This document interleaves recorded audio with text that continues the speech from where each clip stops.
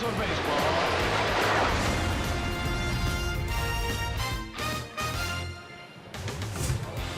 At Miller Park in Milwaukee, Pix 11 presents New York Mets baseball. Today the Mets play the Milwaukee Brewers. New York Mets baseball is brought to you by the Hyundai Better Than Ever sales event going on now at your Hyundai dealer. By Spectrum, join America's fastest growing TV, internet, and voice provider. By Land Rover, above and beyond. By Heineken, open your world. Enjoy Heineken responsibly. By Memorial Sloan Kettering Cancer Center, more science, less fear.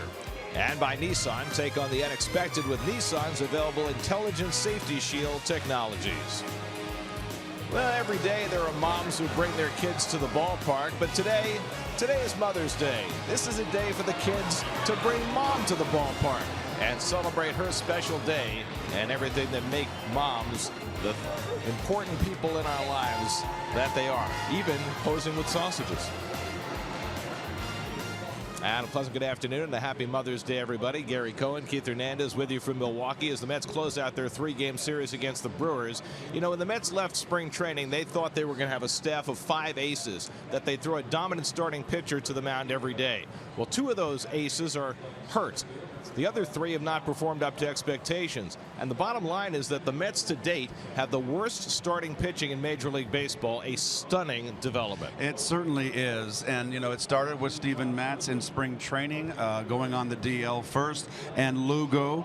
But, you know, if you really look at this starting rotation, you didn't know what you were going to get from Gazelman, who pitched so well last season. But this was a new year, and you didn't know what you're going to get. That and Lugo also. But the losing Syndergaard, I think, really threw a wrench in the machine. Everybody's got to move up, a little more responsibility. DeGrom has not pitched well of late.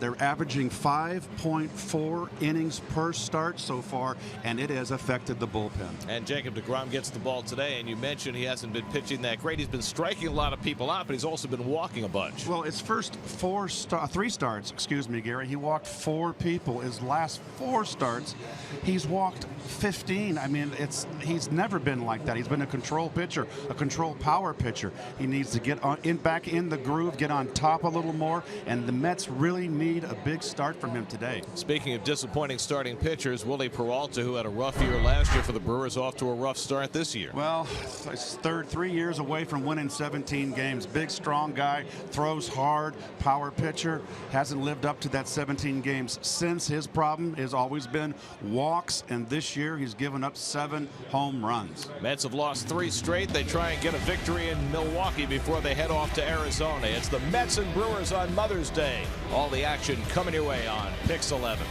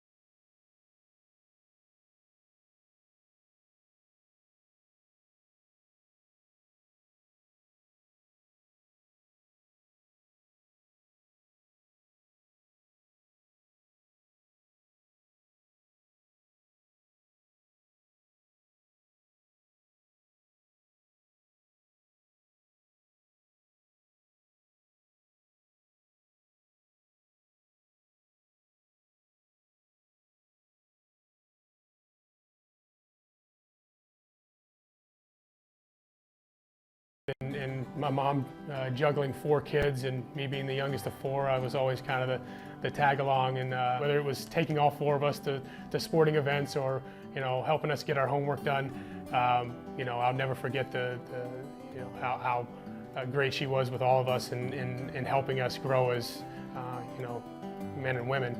And I think she was a better hitter than my dad too, so that always helped. She helped me become a hitter. It really is such a universal sentiment that you hear from ball players all the time about how their moms were so instrumental in not only helping them grow, but helping them become the men and baseball players that they became. That brings us to the themes of the game, brought to you by the Hyundai Better Than Ever sales event. And very happy Mother's Day to all you gals out there. And happy the Brewers outscoring. They're very happy in that first inning. And for mothers, they are 50-50 on that on Mother's Day. And Jacob DeGrom on day games. Very clever guys in the truck. 15-4. Mets need that from him today. The more runs the Mets score, the more you save. For every run the Mets score against the Brewers and Diamondbacks during this road trip, you'll save $1 off select tickets to the upcoming homestand May 19th through the 25th. For more information, visit Mets.com/runs. Mets and Brewers wrapping up their series on the shores of Lake Michigan. Mets hoping for a win before they leave town. First pitch is coming right up.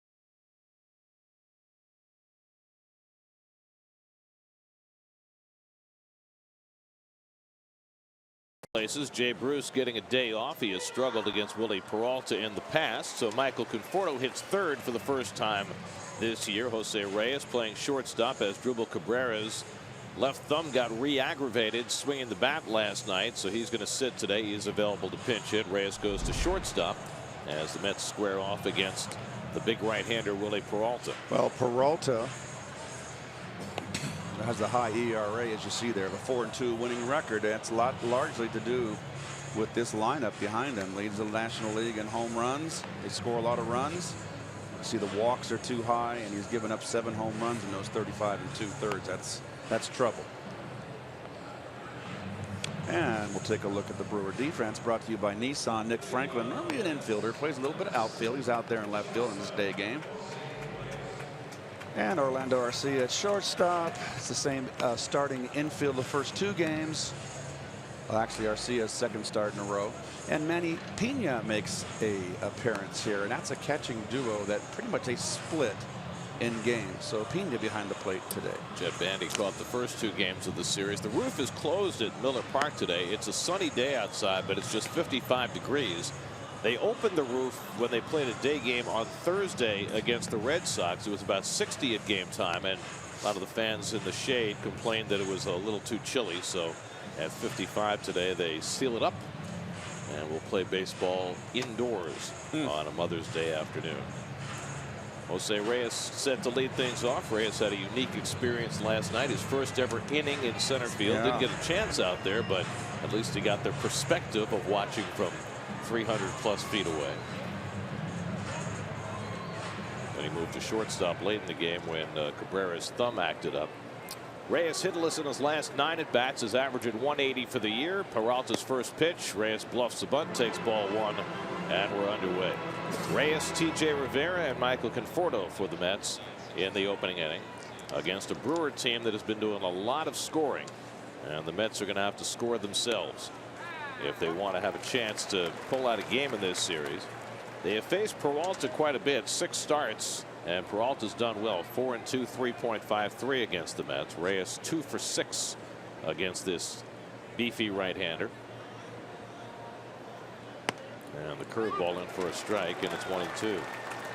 Home plate umpires Phil Cuzzy today. Vic Carapazza, Tom Hallion, the crew chief, and Mark Ripperger round out the crew. Not the brew crew, the umpire crew. 1-2 coming, and Reyes smacks one into center field, but Keon Broxton's right there, and that's the first out of the day.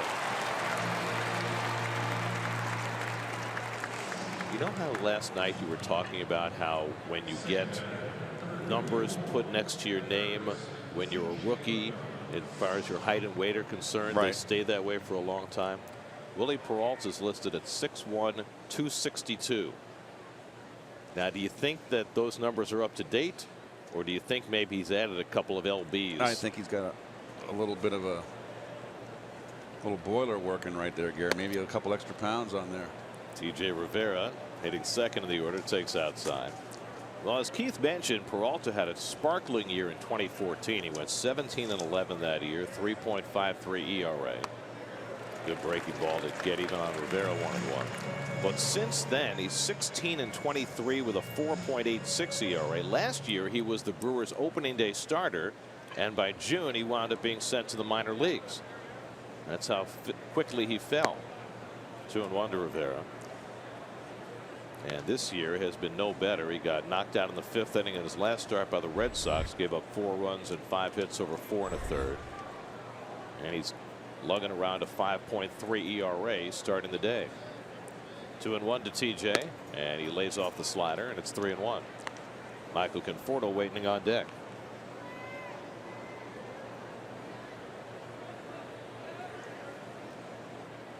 TJ Rivera starting for the 15th straight game. Last 3 days at third base with Lucas Duda returning, and he lofts one to deep center field, but playable for Broxton at the edge of the track, and that's the second out.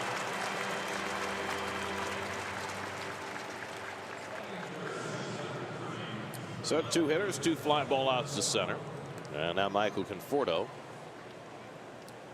In the 3-hole, Gary, first time this season.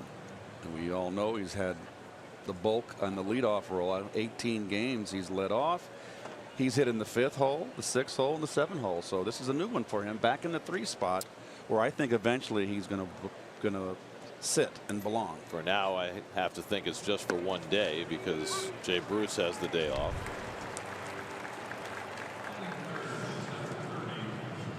So Lawrence Welk, what is that? It's like he was refreshing himself.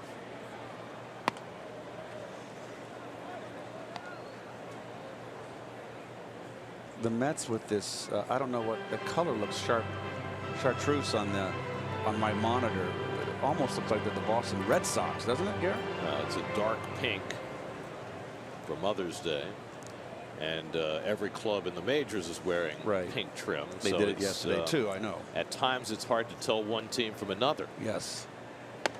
I mean, I know watching the highlights this morning of the other games, every team kind of looked the same. White uniforms trimmed with pink, gray uniforms trimmed with pink. So the only other time that makes it difficult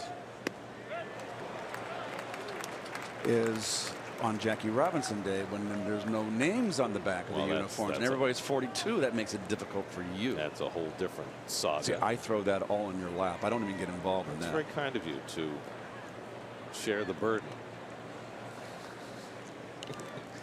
2-2 to Conforto, and Michael fouls one away. Conforto had 2 hits yesterday after taking an 0 for on Friday night. Continues to sit in the top 10 in the National League in both on base percentage and slugging percentage. Neil Walker on deck, hitting cleanup behind Conforto, who bats with 2 out and nobody on. And Michael hits one in the air to deep right field. Back goes Perez to the warning track near the wall. It's out of here. Michael Conforto provides the keynote out of the 3-hole today. That went in the tank up above. 9th home run of the year for Conforto, and the Mets jump out to a 1-0 lead. Well, he has arrived. Met fans, I think that you're going to be in for a treat to have a hitter of this quality. It's a hanging slider. I know it's early in his career, and you've got to put him back to back to back to back before you're considered to be great. But I've always loved his swing, and the Mets and you Met fans are going to be, I believe, very fortunate to be able to watch this young man play for many more moons.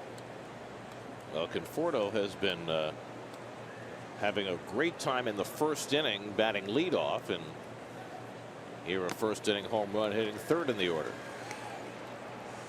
9 home runs on the season.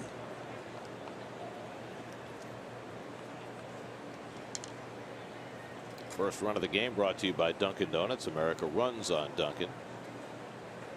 And Conforto providing that first run all by himself.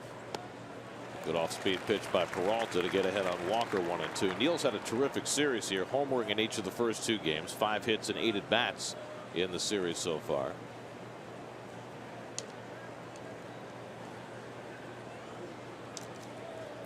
Peralta ahead 1-2. And Walker hits this one in the air to right field. That's hit pretty well, but Perez moving over toward the corner, and he gets there to retire the side. So 4 balls hit in the air, 1 of them leaves the yard. 8th home run Peralta's allowed this year. The 9th one Conforto was hit. Michael Conforto provides the Mets with an early lead, 1-0, as Jacob DeGrom takes them out.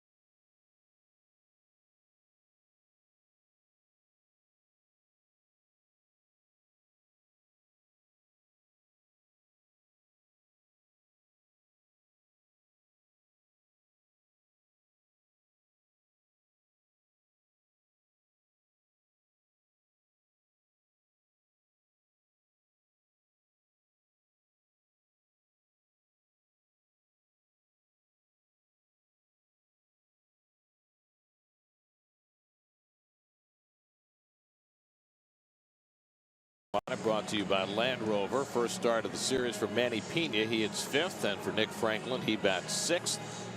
Brewers have been cranking out runs. They lead the majors in home runs. They're 2nd in the National League in runs scored, and they have put up 18 runs in the first 2 games of this series. And there's Jacob DeGrom right there. Very alarming, those 19 walks, which have come in the last 4 starts, a lot of them.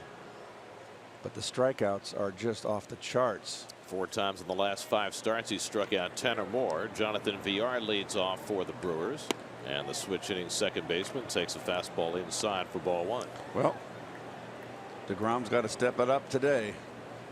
That bullpen is dragging. Villar 3 for 9 in this series. He's driven in a couple of runs, and DeGrom crowds him. A ball and a strike. This has been Jake's time of day. He's been the sunshine Superman for the Mets. since he came to the big leagues. 30 career starts in the daytime. He's 15-4 with a 1.65 ERA with the sun shining. Well, or the sun shining outside the domed stadium, however you choose to characterize it. 55 outside, 68 inside. And the sun shining through the windows up above the first base side.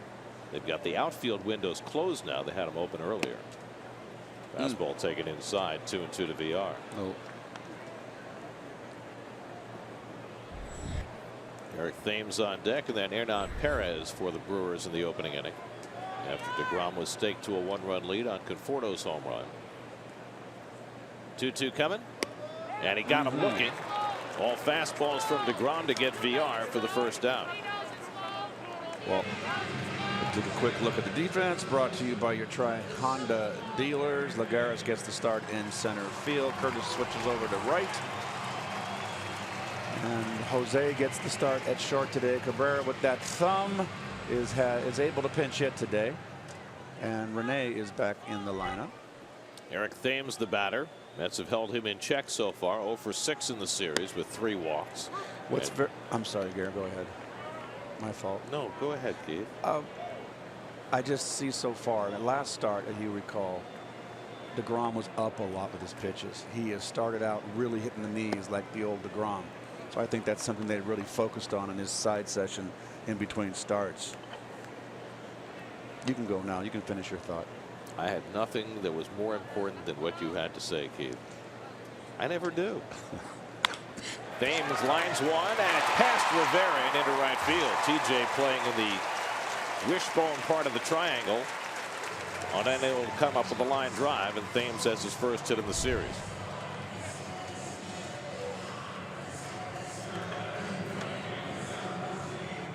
Tough chance for Rivera right there.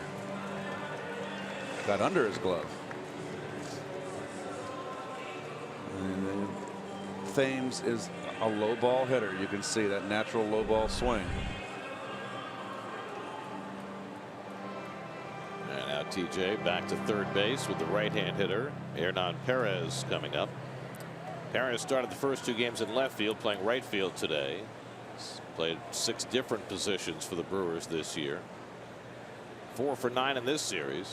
And he rifles that one down the left field line, and that'll go all the way back to the wall. Thames on his way to third. Conforto digs it out. And into second base with a double goes Perez. And the Brewers have runners at second and third. Now, this is a wrong throw from Conforto. Why?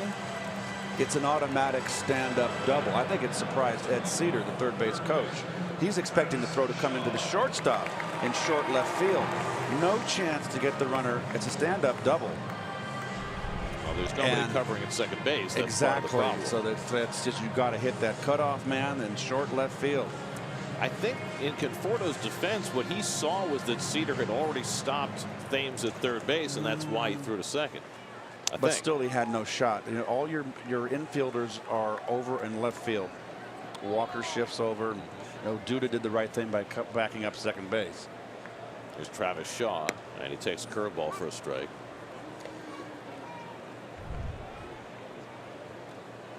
Yep, that's a good call right there. He's trying to tell, that's the back runner right there, trying to tell the lead runner that the throw's coming in, score. But you know, that's not easier said than done. He'd already slammed on the brakes. Meanwhile, exactly. Shaw chases a high fastball, and DeGrom, who could use a strikeout, gets ahead 0-2. That's very heads up by Hernan Perez.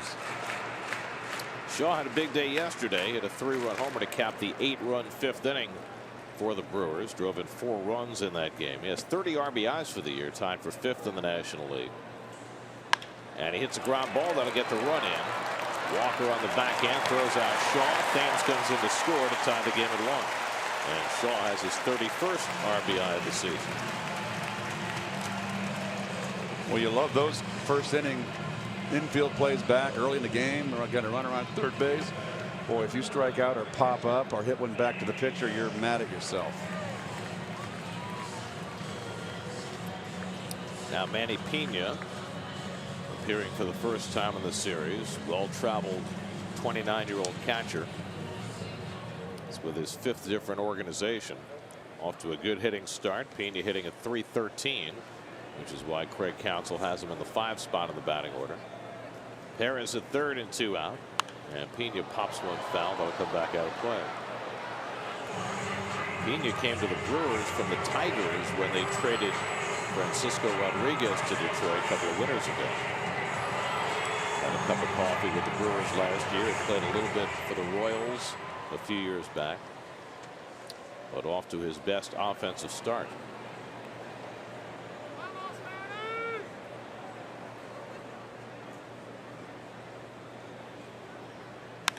And it's popped up. Walker calling all the way. Gives way. And Granderson, playing right field, makes the catch. And that retires the side. Brewers tie it 1-1 after 1.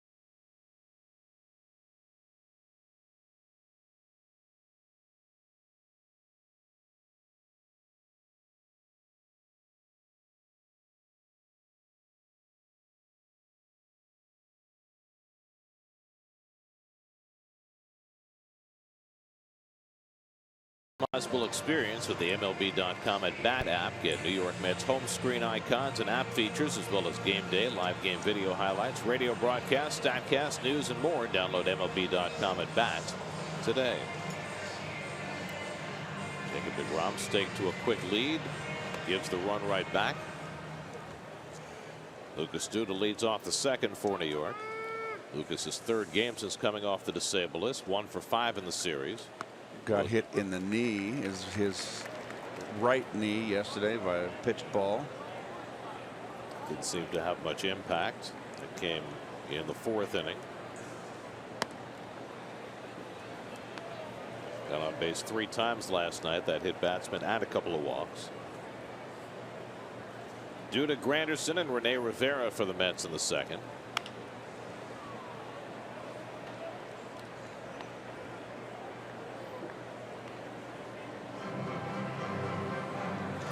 Well, we talked about Peralta now has given up 8 home runs with Conforto's solo shot in the 1st. A lot of hanging sliders. And I think Ronnie would agree that for some reason it seems that when that ball has a spinner, has that curveball spin or breaking ball spin, it goes a lot further.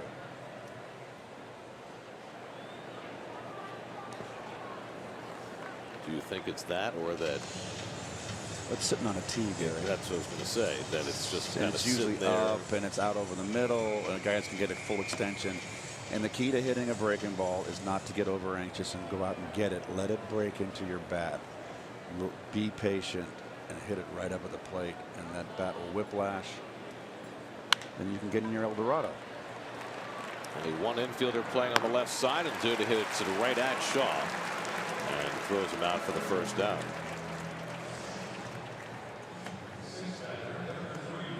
So 1 out and nobody on. Now Curtis Granderson, and if Curtis is ever going to get hot, Wow, this would be the guy to do it against. Curtis has just unbelievable numbers against Willie Peralta. 8 for 14, 2 doubles, a triple, and 3 home runs. Let's see if he can continue that magic. Small steps. Curtis has had a hit in each of the last 3 games. Batting average up to 148. He's hitting too many balls in the air, Gare. Popping up, not fly balls, popping up, which means you're really getting under it.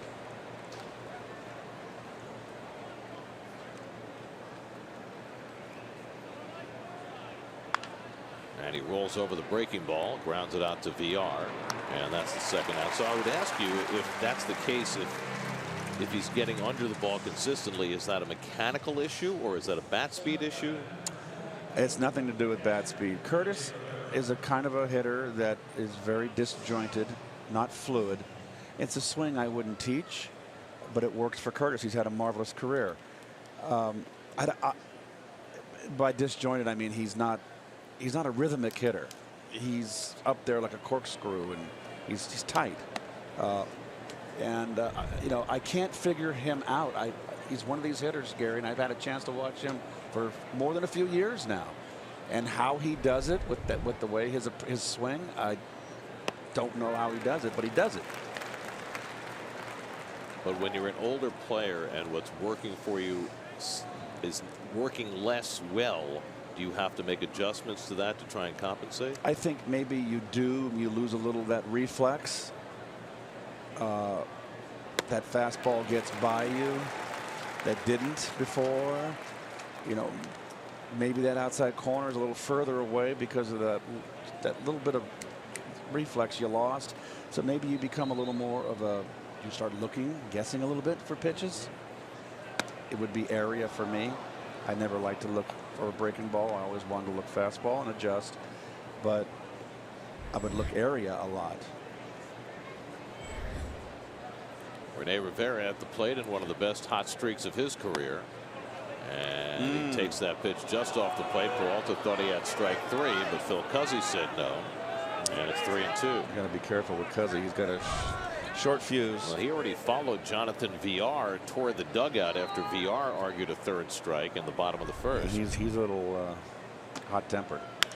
Pulled down to 3rd. Shaw handles the grounder and throws out Rivera. 3 ground ball outs for Peralta. 1-1 game in the 2nd.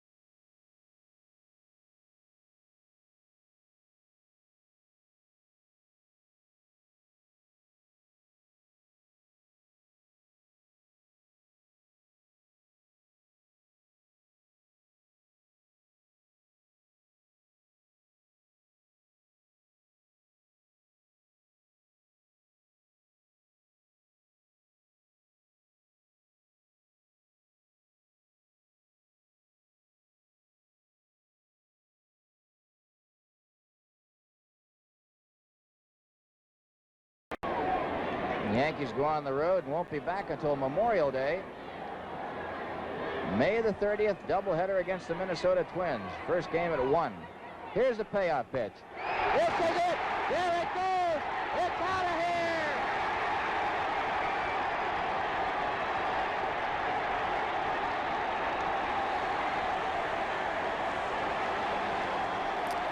That was 50 years ago today. Mickey Mantle's 500th home run. Got a nice slow curve to hit. He got a nice slow hanger right there. And look at his knees. He can hardly walk. Hardly trot around the bases. My idol. Nick Franklin lifts one to left. And Conforto eases back. One pitch and one out for DeGrom in the second. Well, Mickey would play one more year after that and retire after the 1968 season. one of the great, obviously great switch hitting power hitters ever to play the game. Now, Keith, I never got to see Mantle when he could run. They say when he first came up in the 50s, he was as fast a player as there was in the game at that time. Yeah, they had him clocked from the left side going down the first base line. That's something ridiculous. Remember the time I got to see him play, his knees were gone, and he ran like that. Well, you know, back when I was a kid growing up, Gary, you know, you only had game of the weeks, and the Yankees were those big old Yankee teams, so they had all the game of the weeks. It was usually the Dodgers or the Yankees, so I got to see Mantle play a lot of Saturday game of the weeks. Just a powerful player. I emulated my stance from his left side. He was crouched from the left side, and I kind of emulated my stance as a young kid when I was in Little League after him. I always wore number 7, and I got a chance to meet him and tell him that. 1-2 to Keon Broxton. I met him more than a few times, but the first time I met him was in Louisville in the offseason after I won the batting title and the MVP. And A. Ray Smith, the former owner of the Tulsa Oilers, which had moved to Louisville, had a big dinner, baseball dinner, and I was invited, and Mickey was there. So I had a chance to, at the podium, because they gave me an award. I was National League Player of the Year. And I was able to say, right with Mickey in the front row, what he meant to me. It was great. That's terrific. And, you know, did you tell him that you wore Oh, of 7 course. on your back Everything. because of him? Everything. Everything. And, you know, when Ball 4 came out and the expose and about Mickey's, you know, after hours, it had no effect on me and how I felt about him as a player. 3-2 from DeGrom, and Broxton fouls him back.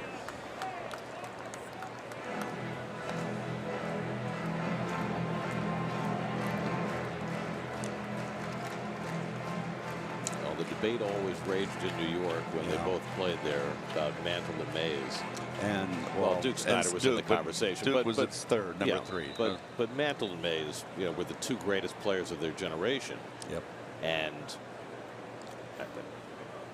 again, you know, Mickey's legs went out from under him, and so, you know, Willie Mays was a productive player for a lot longer than Mickey was. Mays stayed healthy. But I really wonder, having not been able to watch them in the 50s when they were young and both so vital, who you would have taken between the 2. You know, you couldn't go wrong. No. 8th pitch of the at bat to Broxton. Struck him out with a high fastball. Second strikeout of the day for DeGrom, and there are 2 out of the inning. I always felt that, you know, Mays played at Old Candlestick when it was wide open, all the way from left field, all the way around. You could see across the bay, and he had old-fashioned bleachers out in right center field, left center field. That wind would blow in from left, but Mays used right field. He knew how to hit the ball out of the ballpark at Candlestick to right field. He knew how to do that, but he lost a lot when he pulled the ball. And I always wondered if he was at Fenway or. Well, you think about Mantle. I mean, he benefited from the short right field batting left-handed, but he suffered just as much from that batting right-handed. So, 2 great players. Orlando Arcia hitting 8th in the order and takes the curveball for a strike, and it's 0-2. Arcia 2 for 7 in the series. Extremely talented young shortstop. They've raved about his defense. He's just 22 years old, but he really hasn't hit the way they hope he will, either in his late season trial last year or so far this year. It's a weak ground ball for Walker, and a 1-2-3 inning for Jacob DeGrom in the bottom of the second. After 2 on Mother's Day in Milwaukee, Mets and Brewers tied at 1.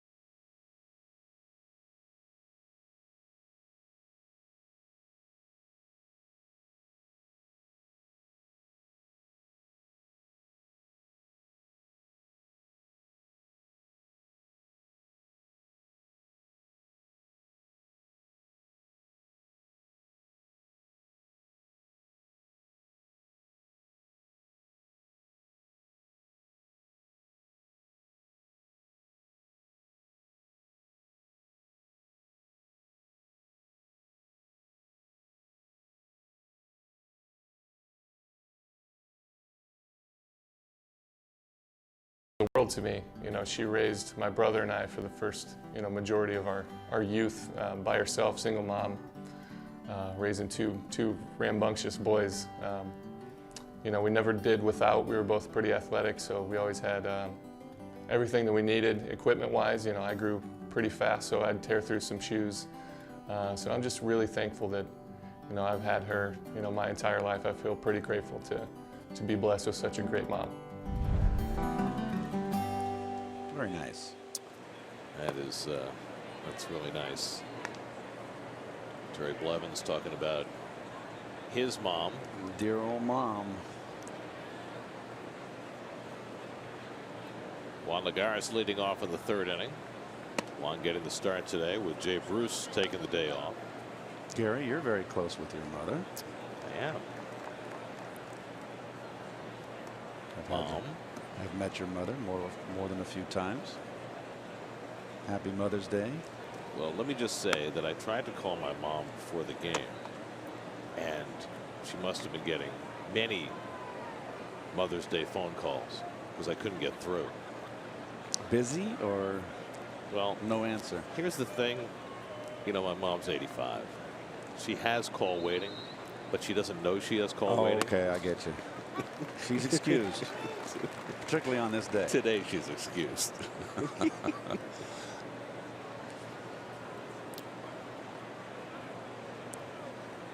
2-1 Lagares, making his 8th start of the season.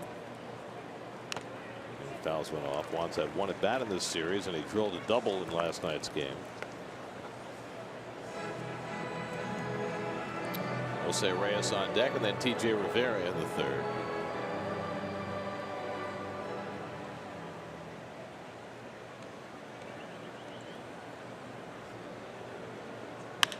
Hammered on the ground right at the shortstop. And Arcia throws him out, one away. 4 straight ground balls.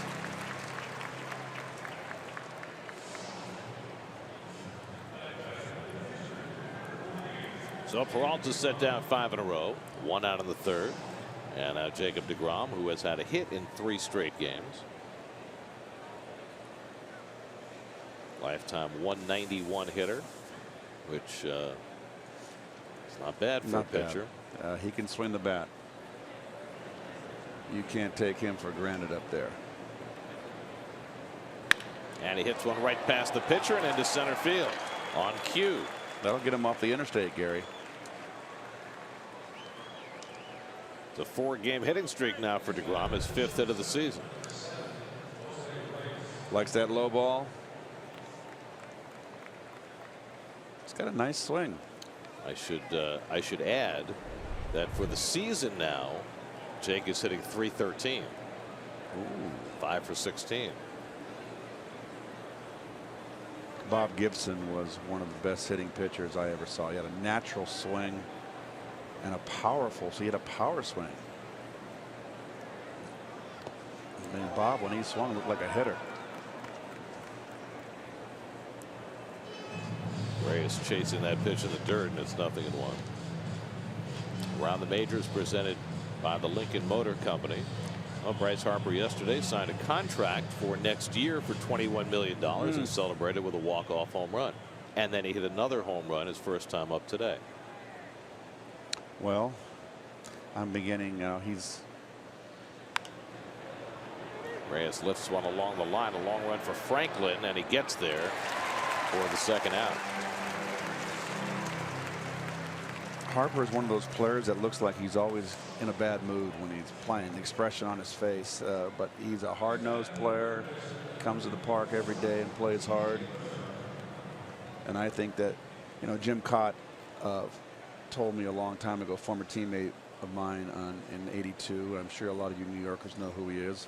He used to do TV for the Yankees. He told me you got to be careful who you give the long-term contracts to. This is when the 5-year contracts were first coming out.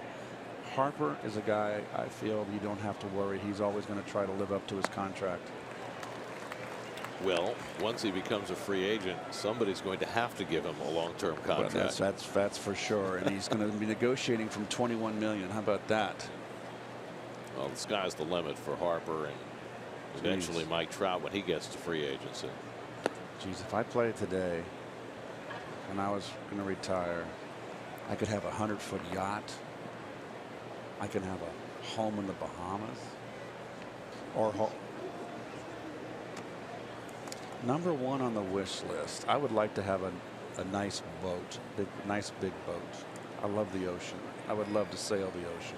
You know what they say about owning a boat, right? I understand, but they say that the two greatest days in a boat owner's life are the day he buys his boat, right, and the day he sells his boat. Yeah, but put that $250 million in my back pocket, I can afford it. So you have a staff of 12 on That's your exactly right. boat. Exactly right. Wishes and dreams. DJ Rivera lifts one to right, and Perez jogging toward the line to get it. That retires the side. DeGrom has a hit. He's left stranded. Still 1-1 in the third.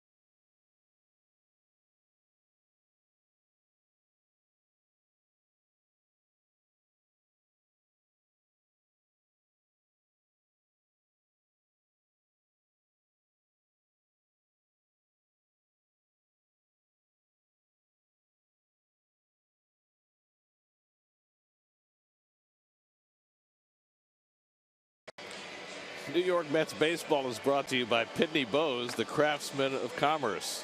I think they're trolling you down in the truck. Why? Showing the boats. Oh, no, that's too small, guys. Come on, think big.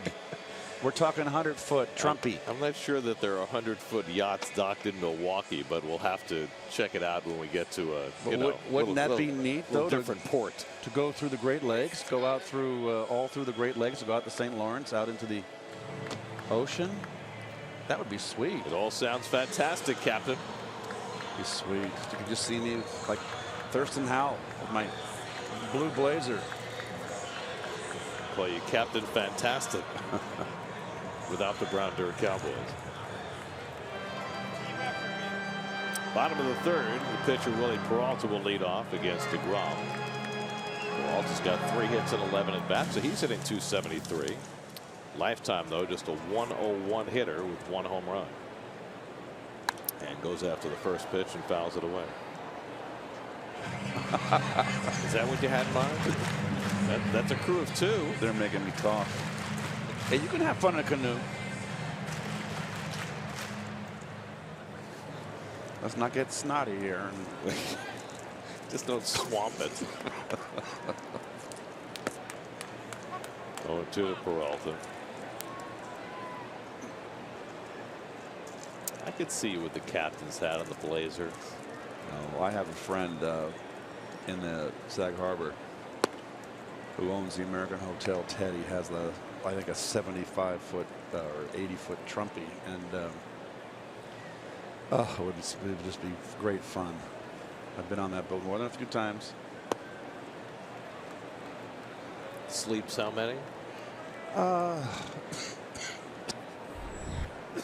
Excuse me, folks. I think it's got 4 bedrooms.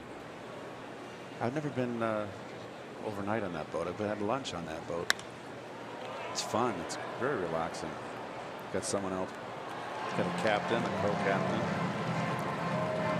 Galley cook, or somebody to prepare your meals for you? That was. It's always a great time when I have my off days.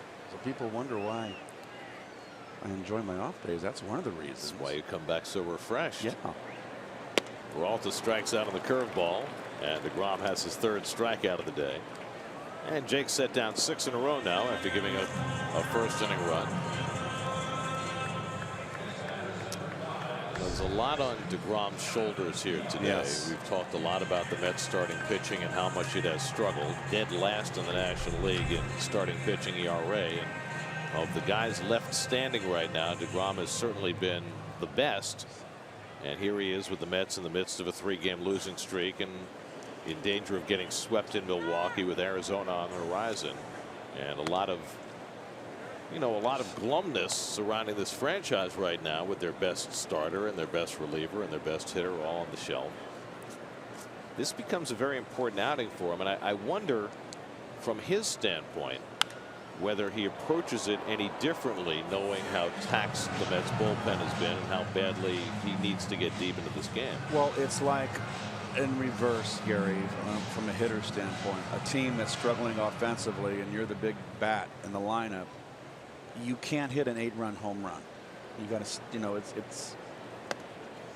you got to stay within yourself. I know we're doing baseball cliche, but I can't think of any other way to say it. You can only do what you can do. DeGrom is in control of his every pitch he makes. That's all he can do. Cam is the comebacker from VR, and that's the 2nd out. But at the same time, DeGrom has been striking out hitters at a faster pace than he has at any point in his career. But he's also been walking hitters at a faster pace. Those things tend to elevate your pitch count. And I wonder whether he came into this start thinking, I need to get some faster outs, throw fewer pitches, and get deeper into this game, and whether he adjusts accordingly because of that. Well, at this rate he's going so far, Gary, he's got to strike out an inning. That's 9 strikeouts. You mix in a duel, and you got to get a double-digit strikeout day if you go 9. Obviously, the complete games are a thing of the past. Eric Thames swings over the breaking ball. There's the good slider I like to see. Get on top of that slider and get that downward tilt. He's been a little flattened out on his slider of late. See that strikeouts per 9 leading the National League. Change up from DeGrom, and it's 0-2. A lot of times, any athlete, when they struggle, they work harder in between starts and they're more determined to come out and pitch a good game. 0-2 to Thames. Struck him out. 98-mile-an-hour fastball from DeGrom. That's as hard a pitch as he's ever thrown in the major leagues. He has himself a 1-2-3 inning. DeGrom settling in. He's retired 8 in a row. And never more dominant than in that at bat against Thames. After 3, Mets and Brewers still tied at 1. There's Keith's boat. No, I'm not going to have a ferry.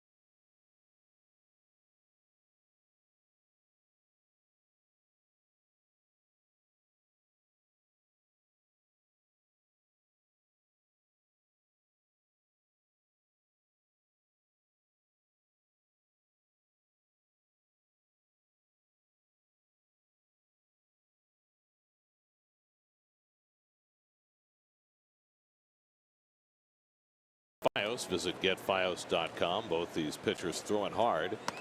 Jacob DeGrom hitting 98. I don't think we've seen that for a while. Michael Conforto supplied the first run of this game with his 9th home run of the year, up into the second deck in right field. Conforto batting 3rd in the order for the first time this year, with Jay Bruce getting the day off. And he takes a slider for a strike from Peralta, 1-1. Peralta's given up just one other hit. That was the single by DeGrom in the 3rd. So both these pitchers have settled in nicely. Far cry from what we've seen from the starters the first 2 games of this series. 2-1 to Conforto. On Friday night, Matt Harvey struggled his way through 5. Matt Garza was a little more effective, and then last night both starters really slogged their way through the game. Robert Gazelman and Zach Davies. There's a knee-high strike, and it's 2-2 to Conforto. Neil Walker on deck, and then Lucas Duda for the Mets in the 4th.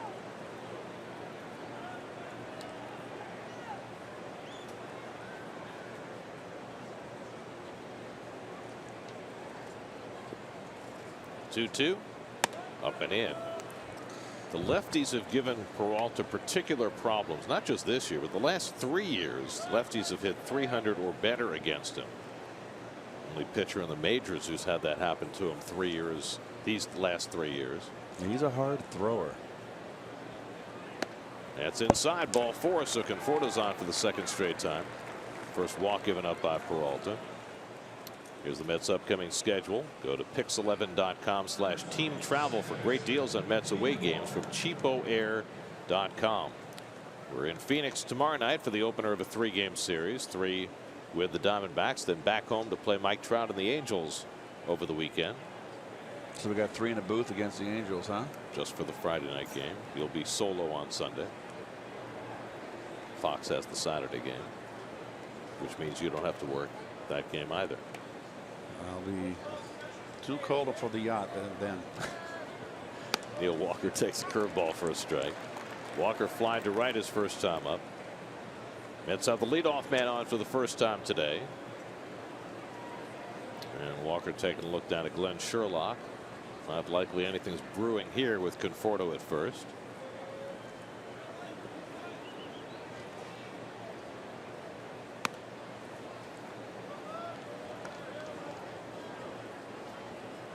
Walker said he was going to shave his beard when the Mets lost a series. They have lost this series, and yet the beard remains. I think he told some of the writers that he would shave tomorrow. You know, it was a little early this morning, maybe. That's hit over the bag. A base hit for Walker, taking it the other way. Conforto will go to 3rd. Walker will steam into 2nd base. And the Mets have something brewing, 2nd and 3rd, and nobody out. Well, I think it's safe to say, and I said it last night, that Walker has come out of his doldrums here, particularly from the left side. He's been struggling a little bit from the left side, but now the last 5, 6, 7 games, he's starting to turn it on. Maybe he needs to keep the beard. That's a good point. Nice hitting. I always love to see guys hit a nasty knees and black pitch on the outside corner, right down the line like that. Walker now 6 for 10 in the series, and an RBI chance for Lucas Duda. 2nd and 3rd and nobody out. The Brewers will play the infield back and concede the go-ahead run on a grounder. Duda grounded out to the 3rd baseman his first time up. They play him straight up on the infield this time around after playing the shift last time. And he whacks one in the air foul down the left side. 0-1.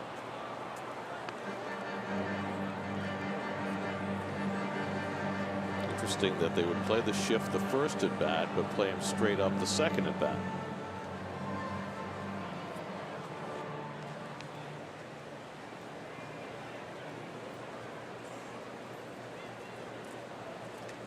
Is that simply a function of having the runners at 2nd and 3rd? Ball and a strike to Duda. I'm a little bit at a loss. I mean, you have to keep somebody close to 3rd with Conforto there. You don't want him strolling down the line. It is a little bit odd, isn't it?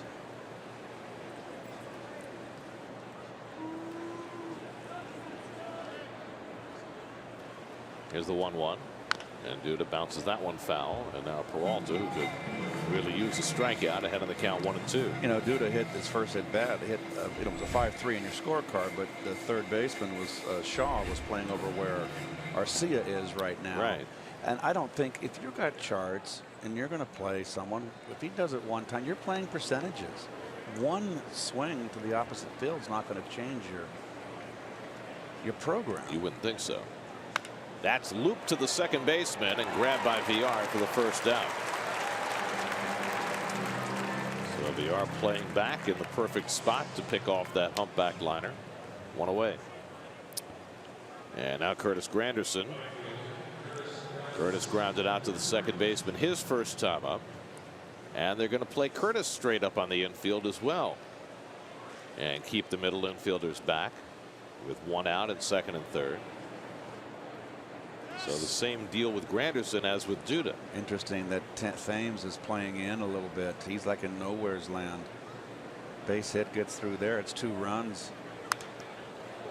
I mean, early in the game right now, it's here in the 4th inning. I would concede a run here, Gary. Which they basically are. But not where Thames is. Thames, if you're going to concede a run, play him back deeper. You got a left-hand pull hitter. Yeah. I mean, he's not coming home unless there's a bullet hit Correct. right at him. And you have to figure Conforto's running on contact on a ground ball. Peralta rides one inside, and it's 1-1. Well,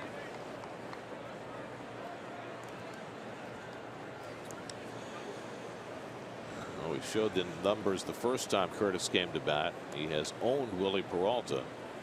Now 8 for 15 with 3 home runs. 2-1. And Pena's going to carry it back out to Peralta after he missed badly with that fastball.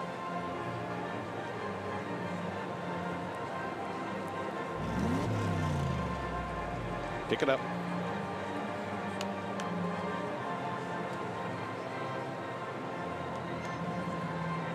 It's a big cab. Got to have the big cab for the big dogs to go in the back. Right. I know how that works. Yep.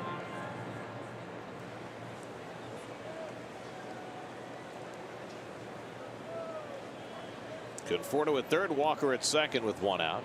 And Granderson fouls back the high fastball. 97 from Peralta, hardest pitch he's thrown so far today. Curtis shaking his head, went after a high fastball there. Rene Rivera on deck. Mets in the middle of the game yesterday wasted a couple of chances to expand their lead. And then the Brewers blew the doors off the game. Here the Mets provided with a golden chance, second and third and nobody out, and trying not to let it get away. 2-2 coming, and Granderson takes one the other way, and that's just foul. Now if that ball is 2 feet to the right, Mets have a couple of runs. Catcher imploring here. Watch emphatically. Well, we got a little late, and it still didn't get it in. He really wanted that ball. He was moving his glove and opening it up and saying inside. He still didn't get it in there. It's going to be a slider in the dirt. And he strikes out Granderson for the second out.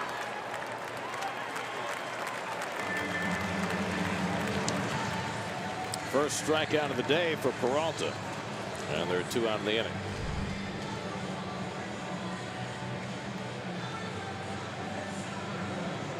Chased a bad one. So Peralta 2/3 of the way to getting out of this jam. And it's left to Rene Rivera, who grounded out to third base his first time up. Rene started the day with a 7-game hitting streak, hitting .448 over the 7 games. He's never had a stretch like this in his career. And it would be a real good time for him to keep it going. Second and third and 2 out. Takes the sinker for ball 1. I just wouldn't give Rene the infield's positioning right now. They've got Arcia, the shortstop, way over the pole. I think that's ridiculous with the third baseman playing so deep. and they got him anchored on that line. And you're playing almost on the outfield fringe. Everybody can slide over 5 feet up the middle. It's too much gap up the middle for a base hit. 1-1 to Rene. I mean, Gary, you and I see the Mets, about every day. You in particular. We know the tendencies and where they hit the ball. I don't see any reason why Rene is being played with this kind of pull on the left side of the infield. Especially the way he's been swinging the bat lately. I mean, last year, and we saw him quite a bit last year. He was basically trying to hit a home run every time up and swinging for the fences. Lately, he's been taking a lot more balls to right field. And I'm always more inclined, with 2 strikes on a hitter, to kind of shift the infield a little bit to the opposite field, because the hitter's going to bear down more and be more, cover the plate. Especially now with 2 strikes. Yep. 1-2 coming, and he smacks one up the middle, a base hit, and that'll bring in 2. Conforto scores. Walker right behind him. Rene Rivera comes through with a 2-run single, and the Mets lead 3-1. Well, I rest my case, Your Honor. Nicely done 2-strike hitting here. This ball is ripped, and there's no one in sight. Well argued, counselor, and the verdict is in your favor. Thank you. 8-game hitting streak now for Rene Rivera, and the Mets are back in front 3-1. Now Lagares takes a breaking ball for a strike. So Rene continues to perform.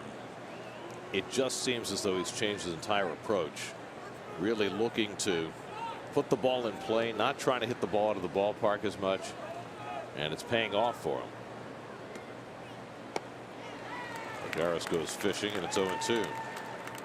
Juan grounded out to short his first time up. So Peralta, after giving up a walk and a double, retired 2, got ahead in the count on Rivera, couldn't put him away, and Rene cashes in 2 runs. Rene runs, and the pitch outside, and Rivera is out by a mile. Oh boy, what that was all about. Drive in 2 to get a little frisky. 2-4 on the caught stealing. First attempt by Rene Rivera this year, and he's gunned down. But the Mets cash 2 and lead 3-1 in the 4th. Put the ball on him.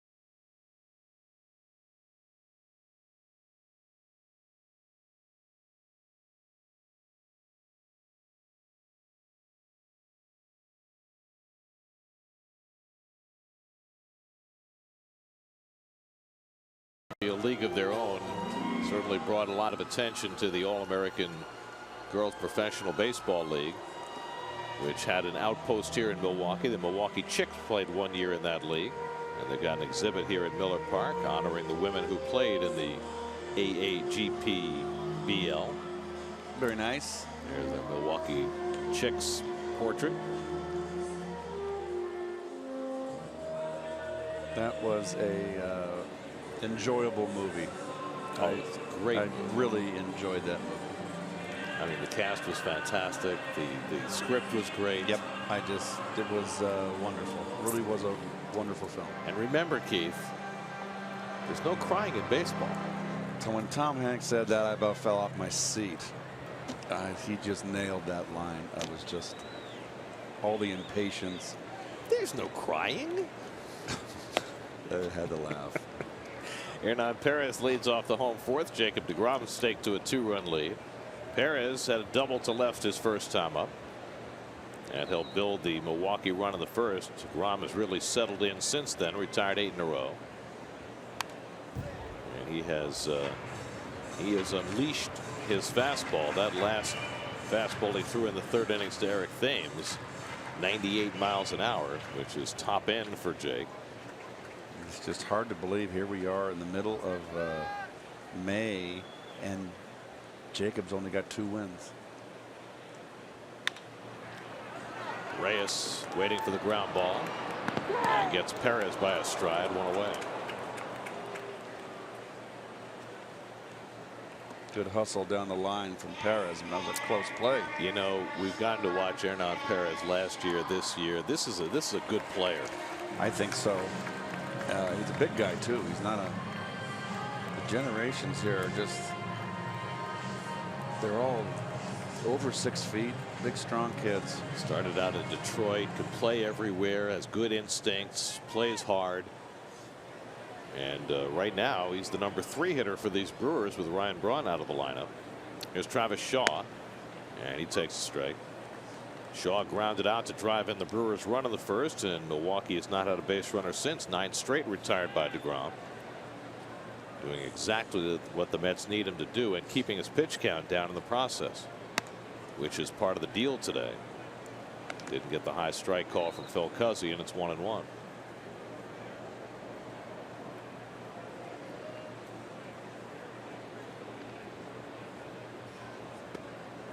Backdoor curveball misses. Jake's been getting an enormous number of swings and misses lately. He's had 20 swings and misses in 4 different games this year. Only Chris Sale has had that many. And of course, Sale's been striking out the world. That's lined into right, a base hit for Shaw. So that snaps the string of 9 in a row. DeGrom is retired. 3rd hit for the Brewers today.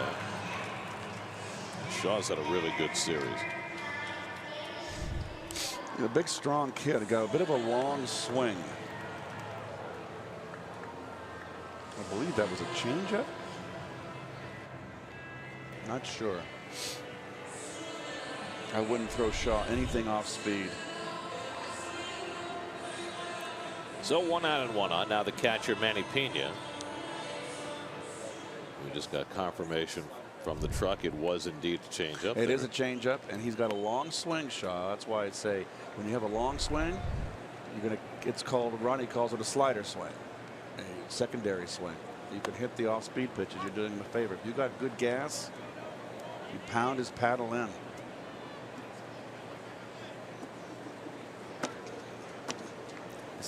Isn't that more a cricket term?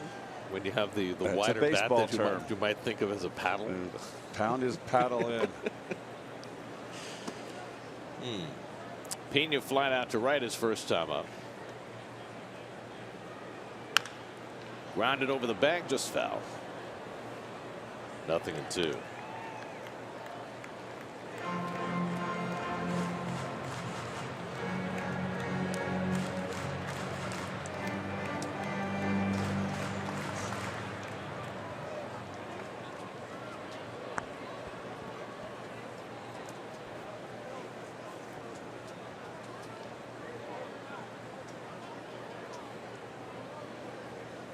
DeGrom has struck out 4 so far today. And Pena lifts one foul. That'll go out of play.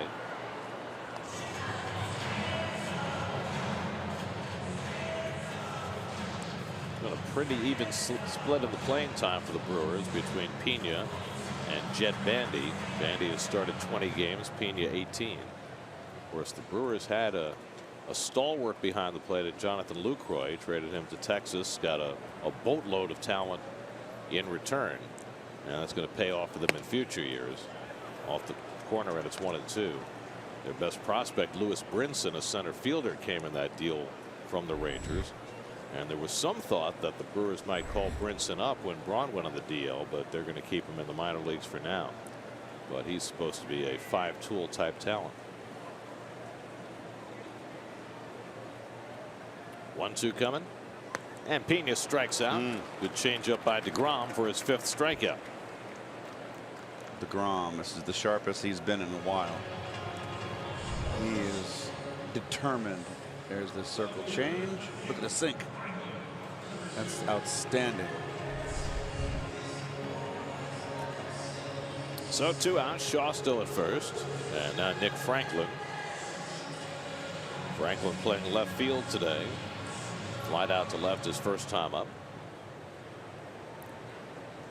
Nick Franklin, former #1 draft pick for the Seattle Mariners, middle infielder. He's played more second base than shortstop in his career, but he never was able to hit enough to make it in Seattle. And he's moved around the last couple of years. Played for Tampa Bay last year. They let him go right at the end of spring training, and the Brewers got Franklin on waivers.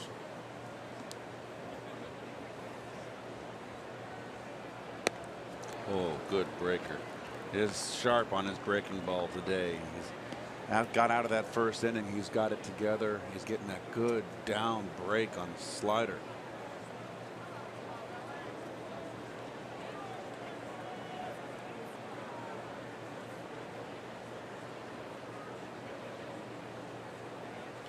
One and 1 to Franklin. Curveball pulled foul. 1-2. Well, we've talked a lot today about the Mets starting pitching and its woes. Those are the numbers so far this year. Of course, not pictured there, Steven Matz and Seth Lugo, who've been on the disabled list all season. They just made appearances in extended spring games yesterday, and the Mets hope to have them back in a few weeks. So you got 8 starters, 35 games, 36 games in. Well, it could be worse. See what the Seattle Mariners are going through right now. Felix Hernandez, DL. James Paxton, DL. Masashi Wakuma, DL. They threw out a kid last night, and he got hurt in the middle of the game. So their entire rotation is basically out. Mets will see the Mariners later this year. Probably have everybody back by then. In Seattle. Here's the 2-2. And the fastball just missed. Full count to Franklin. Right in Seattle with the umbrella roof at Safeco Field. I look forward to that. I love Seattle. I haven't been back in a long time. Make sure you have the fish and chips. Well, you're going to be there, aren't you? I sure am. Well, you and I'll go. If they'll have us. Shaw will run. I hope you're walking by then. Yeah, I hear you. Roll down to Duda. One hands it. Side retired. So DeGrom with 4 stellar innings. He's got himself a 3-1 lead heading to the 5th.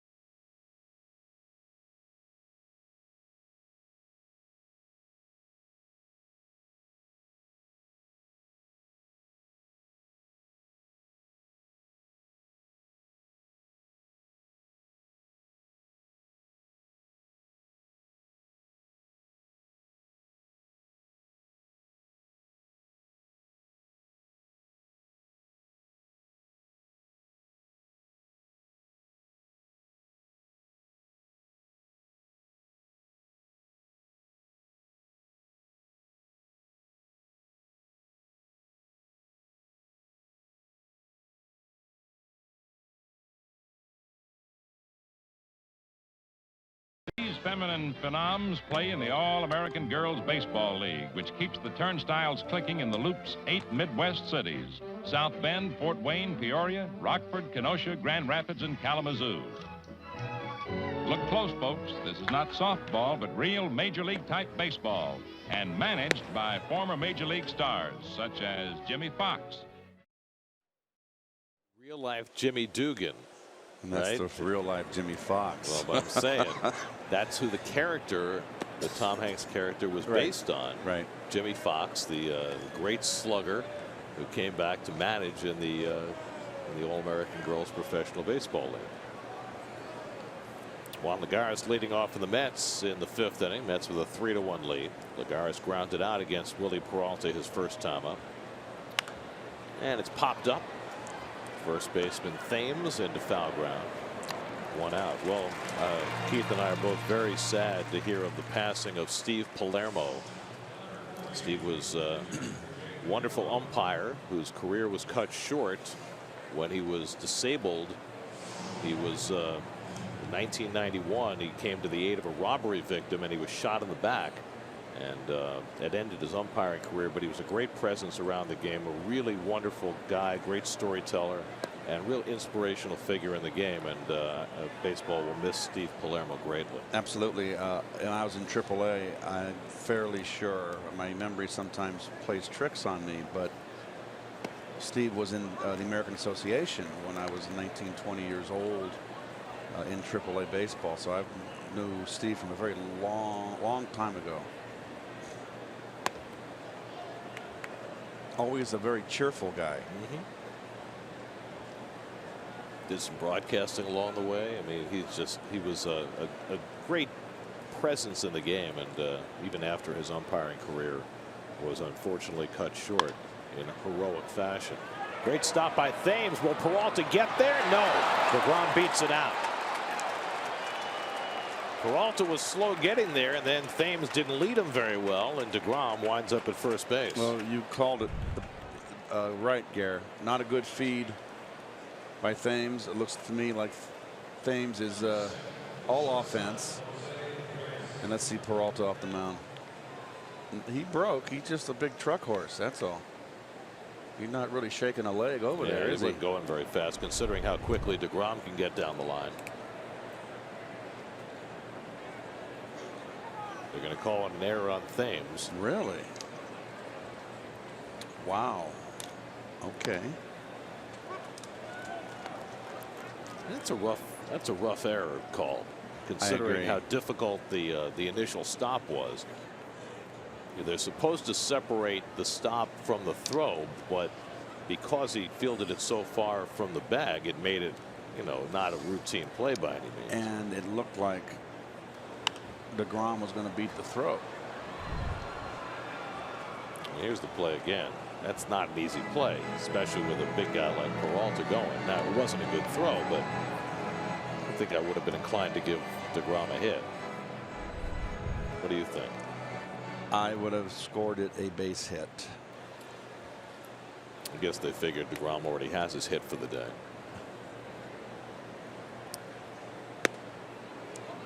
Slider in tight to Reyes, 1-2. Jose is 0 for 2. He's hit 2 fly balls, and that's really the way his season has gone.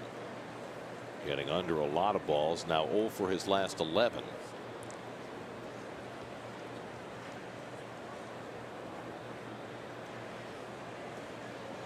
And he breaks his bat and dumps one into right for a base hit. DeGrom will pull in at second. So Reyes snaps that 0 for 11 with a broken bat single, and the Mets have 2 men on.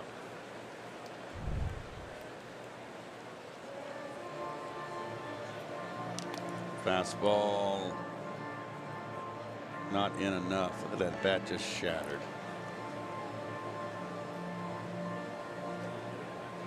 Just see so much of that today.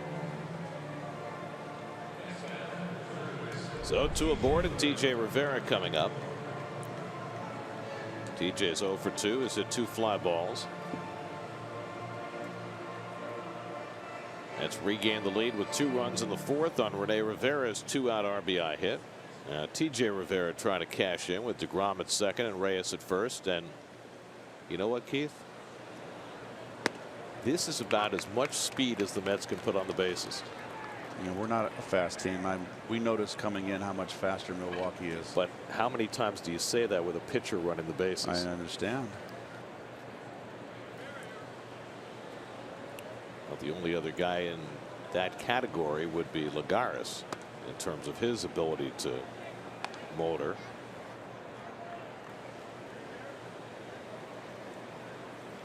Rivera 2 for 9 in this series, starting for the 15th straight game. He has really made an impact and really forced Terry Collins' hand on keeping him in the lineup. 2-1. Well, they've got Rivera in the 2-hole for a couple of reasons. I think he's a fastball hitter. Terry wants to get him with Conforto, a left-hand hitter behind him, to get more fastballs. I have not seen enough of Rivera. He likes to pull the ball. Is he a situational hitter? I've got to see a little bit more. I don't think he's ever been in a type of guy that has in the minor leagues where he's always hit. I'm sure he's always hit in RBI spots. I'm not so sure if he's adept at going the other way, advancing a runner, setting it up for the big guys behind. Have to take a longer look at him, see him play a little bit more. They're giving him a lot of the right side. And he takes it the other way and into right field, a base hit. DeGrom will stop at third as Perez gets it in quickly. So T.J. Rivera taking one the other way with 2 strikes, and the Mets have the bases loaded with 1 out. Well, there you go. There's another base hit on a slider that we saw. He's in this series. That's the second base hit he's had to right field. So he stays in with 2 strikes, Gary.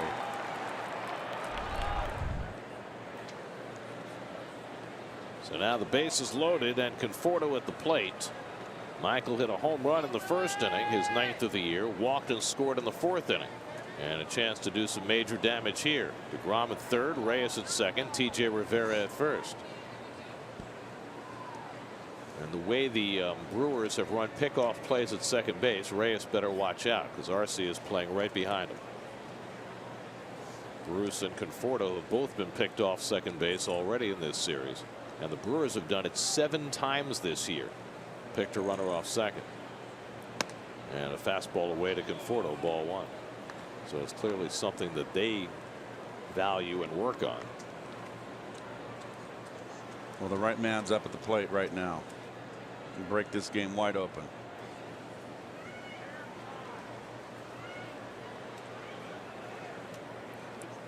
Conforto now has 7 career at bats against Peralta, 3 hits, including 2 home runs in those 7 at bats.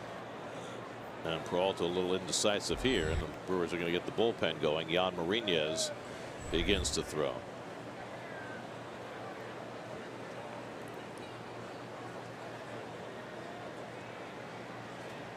And Conforto takes the strike, and it's 1-1. Well, Peralta's one of these guys that has great stuff, but he'll make mistakes, and I think that you can peck away at him. I think hitters will kind of get on to him. This is what, 3rd time through the order. I think you can. The deeper he goes, I think that the more he'll get in trouble from what I've seen. And the numbers bear that out this year. First time through the batting order, they're hitting 196 against him. After that, 338. And Conforto takes one the other way toward the left field line, and that ball's down for an extra base hit. DeGrom is in. Reyes right behind him. Stopping at third is Rivera. It's a 2-run double from Michael Conforto, and the Mets now have a 5-1 lead. A 3 RBI afternoon for Conforto, a homer, a walk, and now a 2-run opposite field double. That is impressive after hitting a home run in his first at bat. A ball he pulled. Here he uses the field, gets a ball away, and goes with it. Nicely done. Beautiful.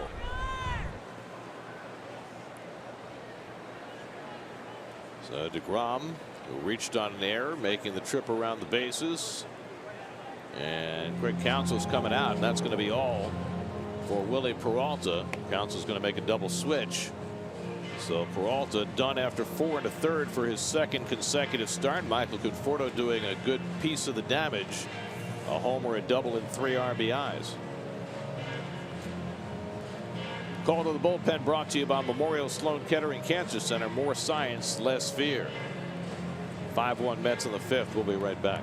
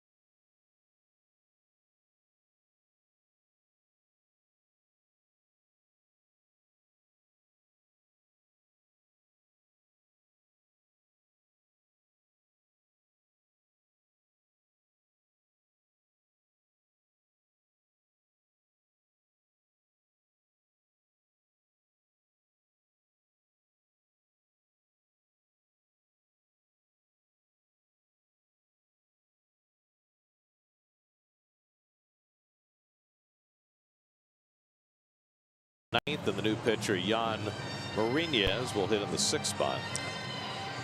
Well, this is Marinez's first appearance in this series. 14 games, he hasn't fared too well. A lot of walks, a lot of hits. Brewers bring the infield in to face Walker. Sorry, Keith. No, it's okay. Didn't mean to. No, it was more important that there. you inform the fans that the infield was in. I was a little slow with that. Well, it's Sunday. No, I got a cough. Sorry. Didn't get off the gun quick. Can we get you some tea or something? No, I'm all right. Thank you, though. Walker's 1 for 2 today, an opposite field double his last time, and he pulls that one down the line. That's into the corner. Another extra base hit. Rivera is in. Conforto right behind him. Neil Walker continues his Milwaukee onslaught with a 2-run double. And the Mets have 4 runs home in the 5th and lead 7-1. First ball, fastball hitting, excuse me. And I'm telling you, when pitchers come in cold and the ducks are on the pond, first ball, fastball hitting, all you're doing is trying to get a base hit. And Walker is red hot. 7 for 11 in this series with 2 homers and 2 doubles. So the Mets with 4 runs home, all of them charged to Peralta. The book now closed on him. Here's Duda, who's 0 for 2. Well, the Mets are getting exactly what they needed today. Some fine pitching from Jacob DeGrom and a big offensive output as well to try and put to rest what has been a really rough week.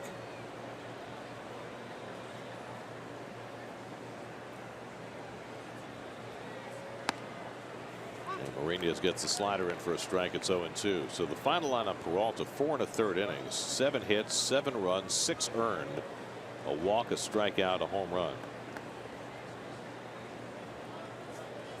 Second straight start. He's been knocked out in the 5th inning. Well, 0-2 to Lucas. And he fouls one off. That error was critical in this inning. It opened the floodgates. The ground ball to Thames at first base. The bad toss to Peralta. That would have been 2 outs, nobody on. Could have been a 1-2-3 inning. Instead, it's a blowout inning. 4 straight hits ensued. Singles by Reyes and Rivera, doubles by Conforto and Walker to plate 4 runs.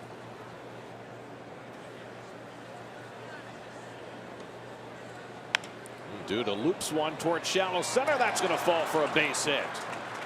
Walker strolls over to third. So 5 straight hits now as Duda dunks one into center field. Well, the Mets are 2 hitters away from banding about here.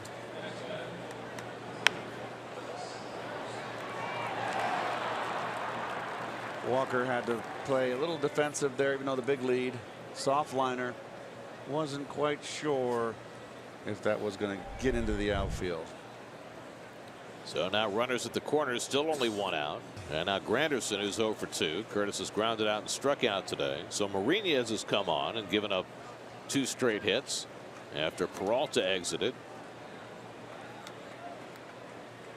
And Granderson grounds one down to Thames. Fair ball out at first. They try for the out at second, and he's out. Does the run count?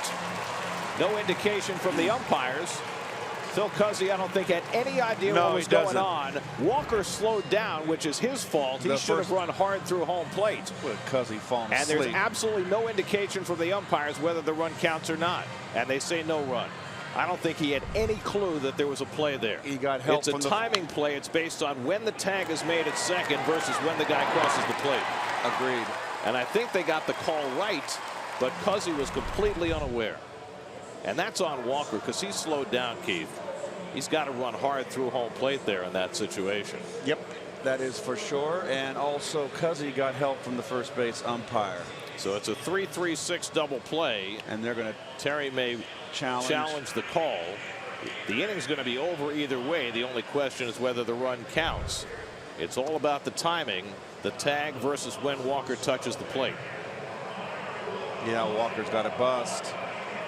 Oh my goodness. What? It's the right call. That's a bonehead play.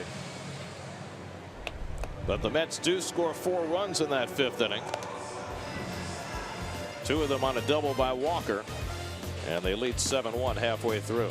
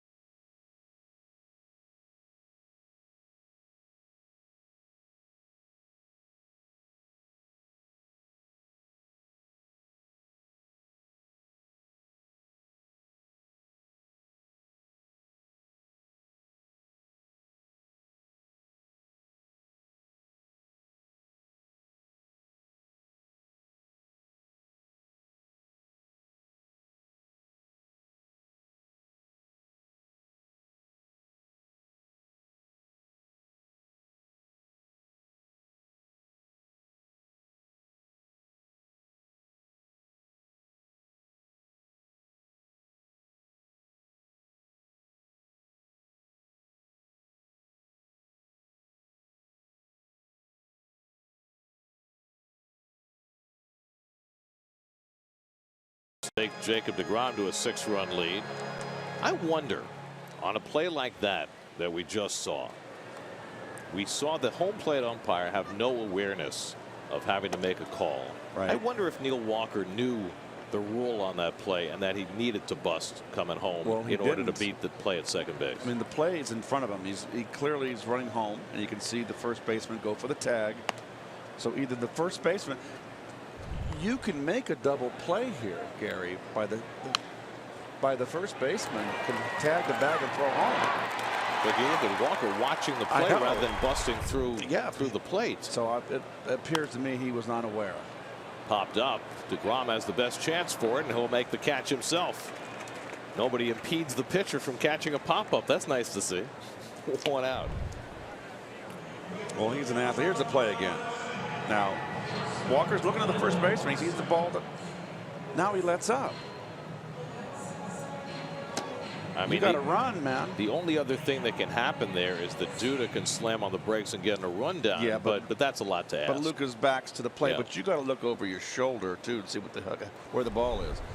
But to me, the most egregious one is home plate umpire. How can he not know that he has to make a call there? Yep. He had no awareness, none. That's just mind-boggling. Arcia takes one the other way, and he's got a base hit. Just the 4th hit of the day against DeGrom.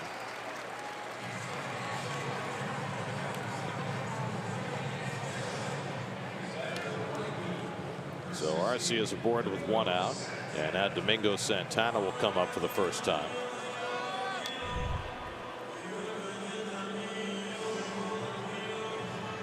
Well, I guess Walker did know the rule because he seems to be arguing that he scored. Look at Cuzzy. Which way did he go, George? And now Cuzzy's asking the first base umpire for help. Walker did not score. No. It wound up being the right call without question. But it was the first base umpire that helped. And it was it's Vic the home plate. Carapazza. Yes, it's the home plate umpire's call. Yeah. Domingo Santana up for the first time, came out of the double switch. Started the first 2 games of the series, went 4 for 8. Arcia at first with 1 out.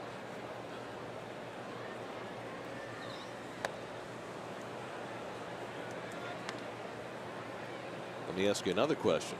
Do you think Eric Thames knew when he stepped on first?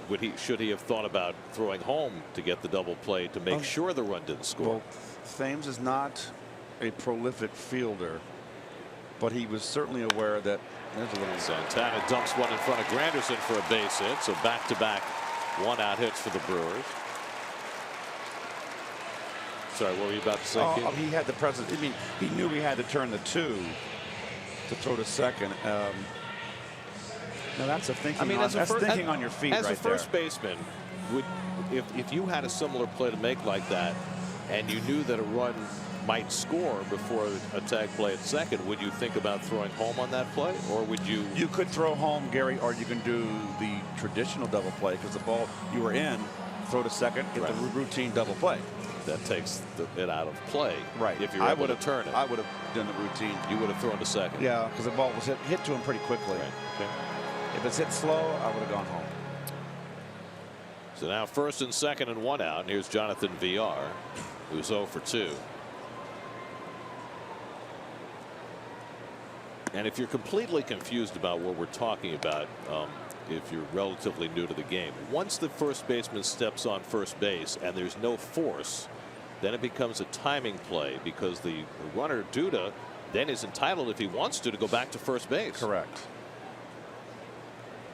And it's all a matter whether the run crosses the plate before the tag is made for the 3rd out. Didn't Mickey Mantle in the World Series make a great base running play at first base? Dove back into first. Right. Yes. When the first baseman made the tag. It was against the Pirates in 1960. Rocky Nelson. Rocky Nelson, yes. Was the first baseman. 1-1 to VR, who's 0 for 2 today, and he takes it high.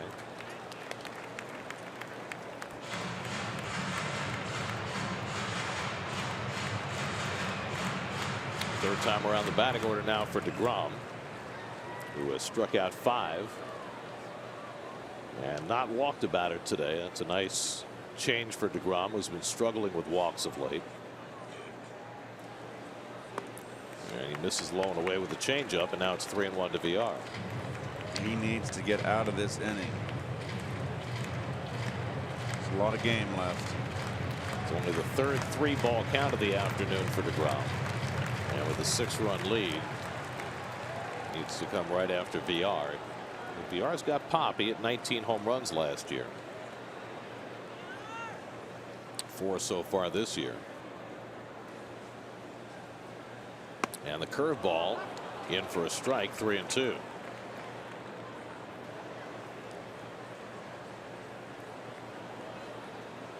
The way this Milwaukee team can score runs, a 6-run lead does not feel entirely comfortable. Right.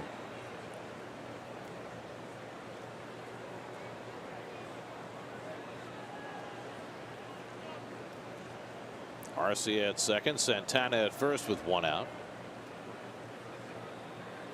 3-2 to VR, and he fouls back the fastball. It's been a puzzling year for VR so far. Terrific season last year. Led the league in stolen bases, hit .285, 19 home runs, .369 on base percentage. It's gone completely the other way for him so far this year. He's 3 for 11 in this series and has driven a couple of runs. And he's got a couple of runners aboard here.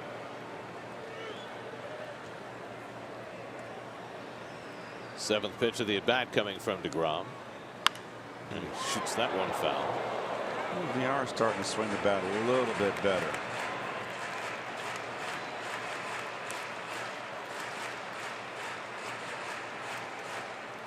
Guy started out with the Astros, came over in the Carlos Gomez trade after the Mets didn't trade for Gomez, and then the Astros did. VR came over to Milwaukee in that deal.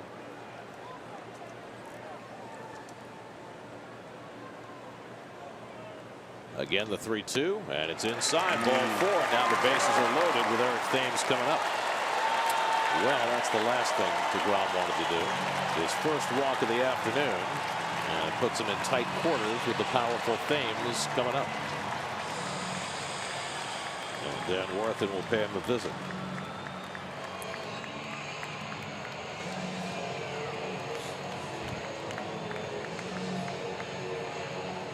DeGrom had been so precise all day, and then during that turn at bat, missed as badly as he's missed all day.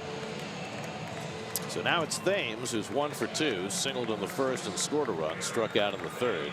Just 1 for 8 in this series. But certainly a threat to make this game a lot closer in a hurry. Arcia at third, Santana at second, VR at first with 1 out.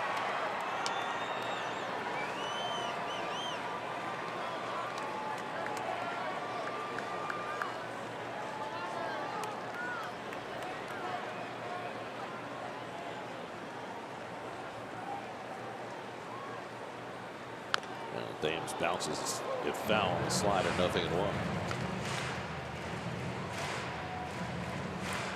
Former power hitting star of the NC Dinos of the Korean Baseball Association. Well, he's got that armor plating on his elbow. Like a knight's mail.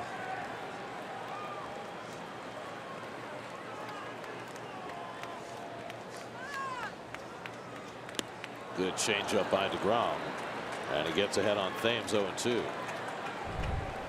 Mets have handled Thames pretty good this series.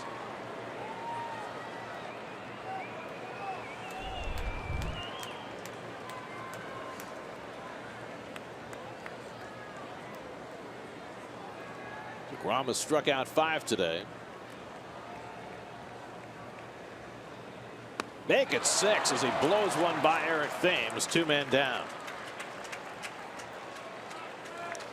Well, he's attacked Thames twice. Struck him out both times with heat. Well, look at the uppercut swing. Oh, he threw it by him too. That was an overmatch. But the uppercut swing leaves you vulnerable, belt high up. You can run that fastball upstairs with some mustard. They're not going to catch up to it. Matt Harvey did the same thing to him the other night, and DeGrom has struck him out with fastballs twice. So now 2 out and the bases loaded, and here's Hernan Perez, who's 1 for 2, doubled and grounded out, and he fouls back the first offering. Got a little hanger there, got away with it. Perez 5 for 11 in this series with 3 extra base hits. He's been a difficult man for the Mets to get.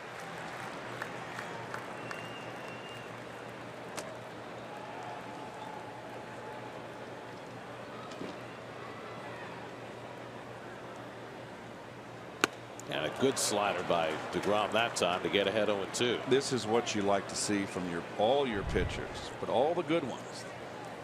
When they get in trouble, they dial it up, make the pitches.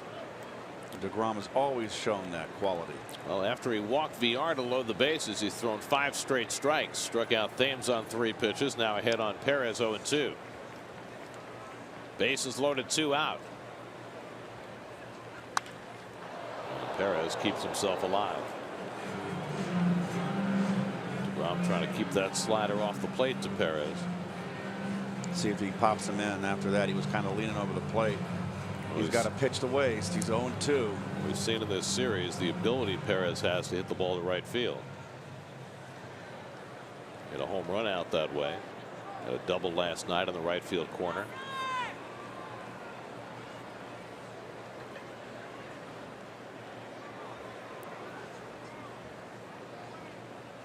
Again, the 0-2. Little looper, shallow center, and right there waiting is Lagares. Side retired. Brewers load him up, and DeGrom leaves him loaded after 5, 7-1 New York. Well done.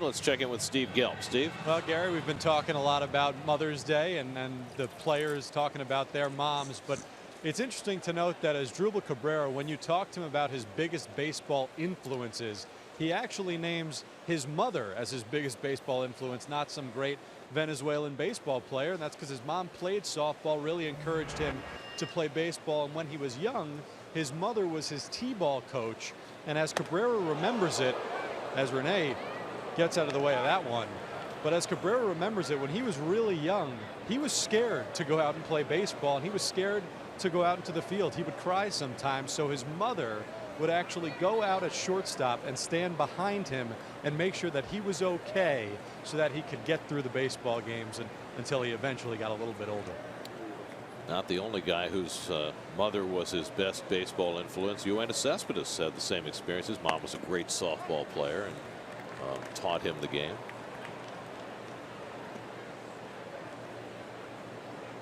Rene Rivera got the Mets the lead in the 4th inning. Drove in a pair with a 2-out 2-strike base hit. Rene now has an 8-game hitting streak going. And now facing the reliever Yan Marinez, who gave up a couple of hits and then got the last 2 outs in the 5th. After Willie Peralta got assaulted for 7 runs, 6 earned over 4 1/3. Juan Lagares on deck, then Jacob DeGrom for the Mets, lower third of the order in the 6th inning. Popped up, and Thames should have the play in foul ground.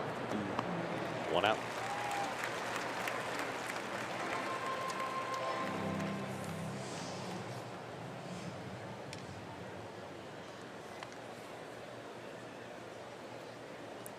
So 1 away now. Juan Lagares, who's 0 for 2, grounded out and fouled out.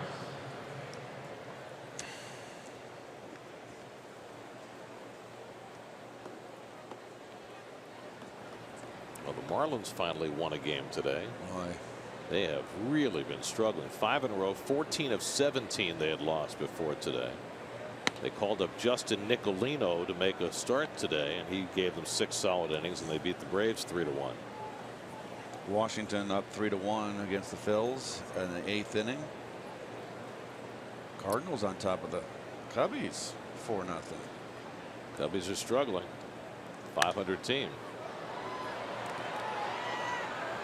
Back comes Pena near the dugout and can't get to it.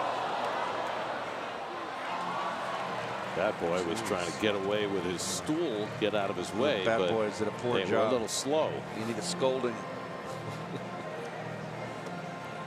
Here's your in-game box score brought to you by Infinity. Empower the drive. Big day for Michael Conforto. Homer, double, 3 RBIs. He scored 3 runs. Neil Walker, 2 doubles, 2 RBIs. They've been the big bats. Rivera had the go-ahead hit. 1-1 to Lagares with DeGrom on deck. And Marinez pours the slider over. 1-2. Jan Marinez pitching for his 4th different major league team. Brief stints in, actually I was going to say Miami, but it was before they were Miami. It was when they were the Florida Marlins. Back in 2010 he made his debut. Then the White Sox, Tampa Bay, and now in his 2nd year with Milwaukee.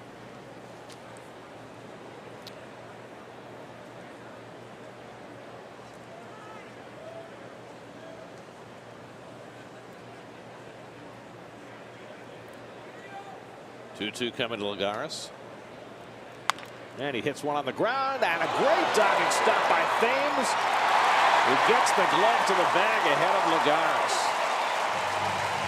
Didn't think there was any chance Thames was going to stop that ball, playing so far off the line, but he makes a nice grab, and then the dive to the bag to get Lagares. Well, purely reactional here, way off the line. You see him right at the screen. Nice dive and beautiful dive to the bag. Nice play. Very nice play. The double dive. Dive. Dive. Poor Juan. Juan can't catch a break. You're right. Can't catch a break. I've never seen anybody hit the ball so hard and at people like Juan. It's like. And then last night he gets a double, and then he gets double switched out of the game right afterward. Right after he had just come in for an inning. DeGrom's been on base twice, a single and an error. The error got things rolling on that 4-run 5th. Could have easily been scored an infield hit, but they charged Thames with an error. But nonetheless, DeGrom with a hit today, has hit in 4 straight games. Longest hitting streak of his career. And he whacks that one to center field, and that's a base hit. Broxton can't cut it off. It goes back to the wall. And DeGrom pulls at second base with a well-struck double. DeGrom should be 3 for 3 today. First extra base hit of the season for Jake. He's got a nice swing. Nothing wrong with that. And he runs well.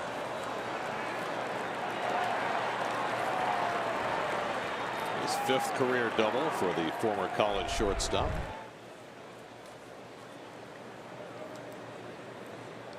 So the Mets have their 10th hit, and now Jose Reyes, who's 1 for 3, singled and scored his last time, and he shoots one down to third. Shaw can't get it cleanly, and everybody's safe. And Shaw might have been shaken up on that. Is it a thumb? I don't know, but he's a little slow getting up, and the trainer's coming out to have a look. Flexing that right hand.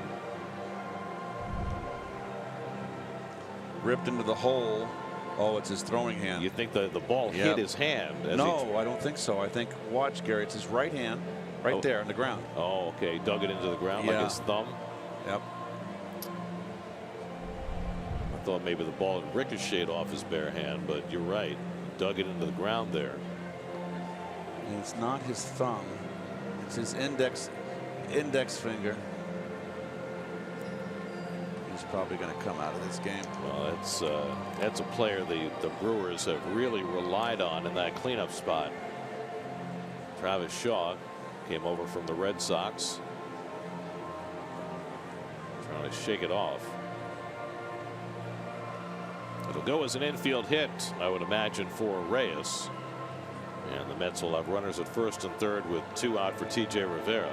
We'll see if Shaw can stay in the game, and they're signaling to the dugout. They want a baseball to see if he can grip it.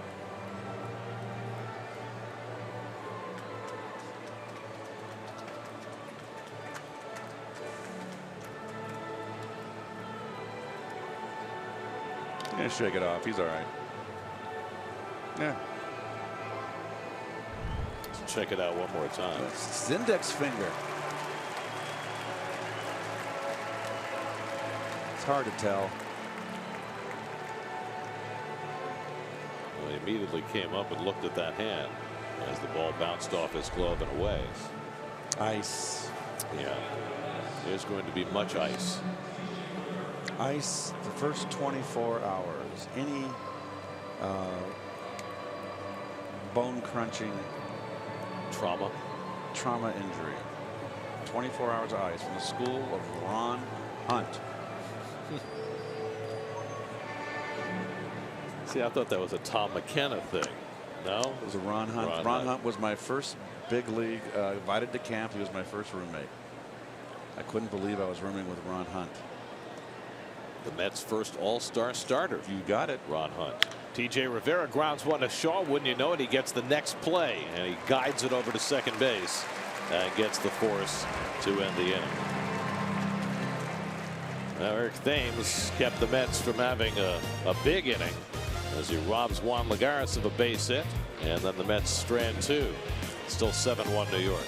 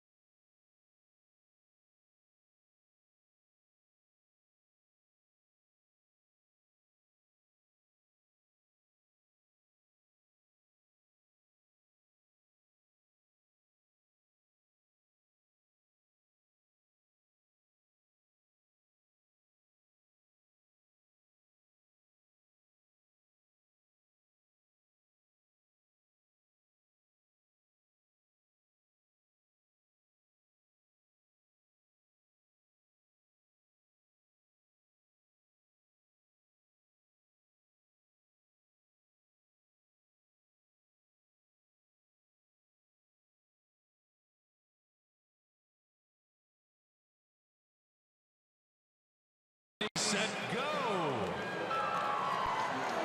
They're going to hand off to the Little Weenies right in front of the Brewers dugout. Anyone can win this. Some of the Little Weenies are really fast. Here we go. Down the home stretch. Here they come. I told you they're quick. Look at this. Oh, my goodness. How close could it have been? Hot dog wins the race. The sausage race is always special, but doubly on Sundays when they have the Little Weenies. The Little Weenies. And the relay race. You know, other ballparks have tried to imitate, do send-ups of the sausage race, but there is nothing like the Milwaukee sausage race. It's pure as the driven snow. It's family entertainment. Yes, it is. There's no slapstick. It's wonderful. That's what it is. And the costumes are fantastic. It's big league. Yes, it is. Well, Travis Shaw now with the bat in his hands after hurting his right hand on that diving attempt. Looked like he had a little trouble gripping the ball on the throw, but not coming out of this game. And he takes a fastball for a strike from DeGrom, and it's 1-2. Shaw drove in the Milwaukee run with a first inning ground out. Then he had a base hit in the fourth inning. One of 5 hits against DeGrom today.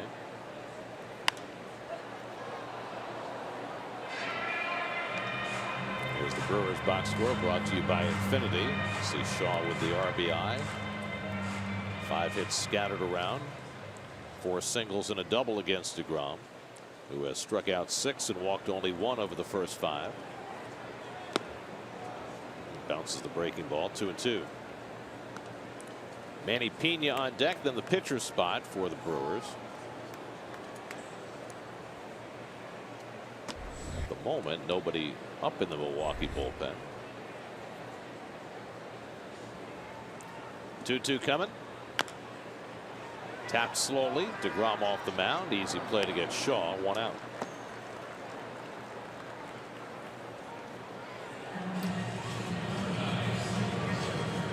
How many games did we say it's been since a Met pitcher threw more than 6 innings?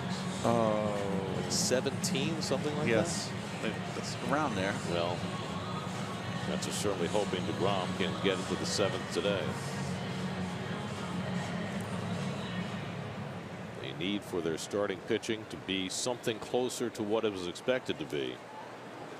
It has gone completely the other direction. Here's Manny Pena, and he fouls one away. It's the best way to start your weekday. Join the award-winning Pix 11 news team with breaking news, traffic, and sports, plus the latest weather reports to keep you in the know. Mornings from 5 to 9 on the Pix 11 Morning News, New York's very own. Pena's flied out and struck out, and he rips that one to left field, and that'll go into the corner for an extra base hit. So there's hit number 6 against DeGrom. A 1-out double for Manny Pena. He got something off speed there, hanging.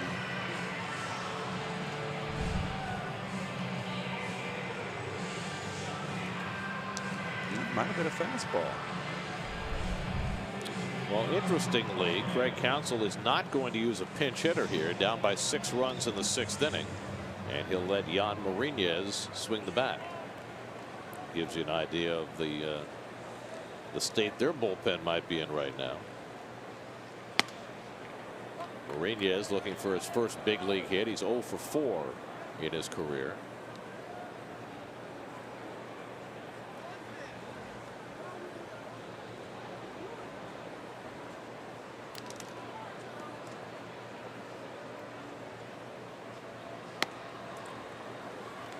And DeGrom quickly ahead of him 0-2.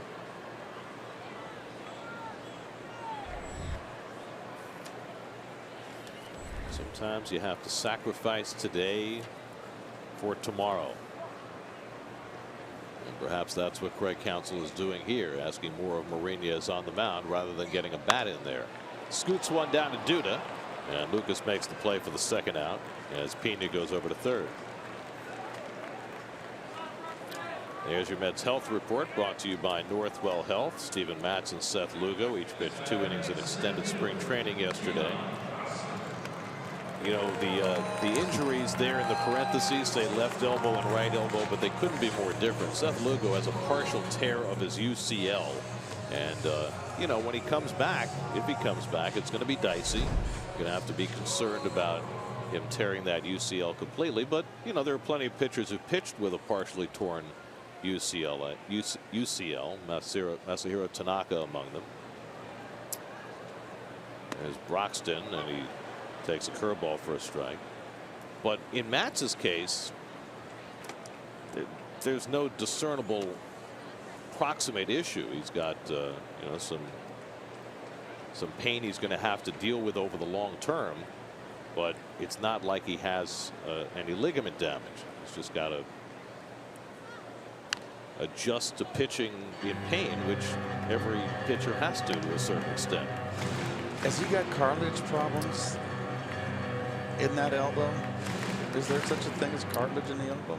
I think when you've had Tommy John surgery like he has, sometimes you have less cartilage.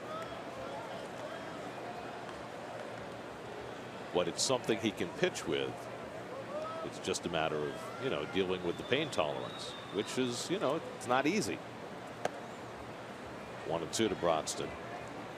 Certainly when Steven Matz goes to the mound, he is capable of being a dynamic pitcher for this team, but it's been hard for the Mets to keep him on the mound for any appreciable length of time. It certainly has, and it's kept him out of a big league uniform. Broxton is 0 for 2.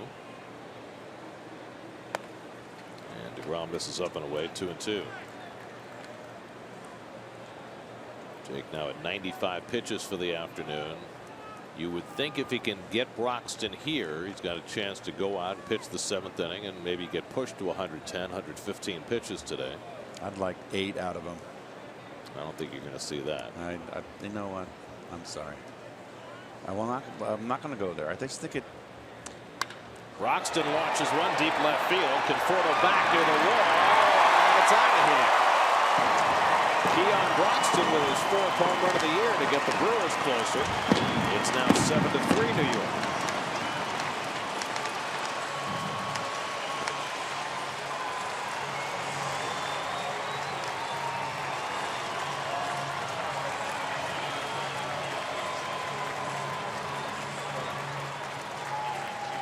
So DeGrom unable to put this 6th inning to bed. Something off speed. I think it was a change.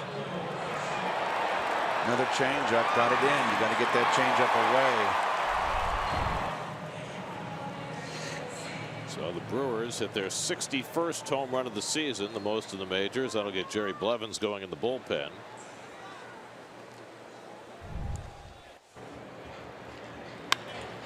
That might have been a slider.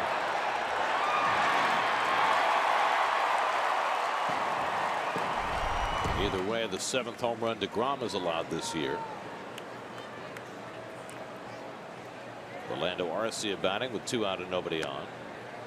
He takes the slider down. 1 ball, 1 strike. Arcia 1 for 2 today. Poked a single to right field his last time up.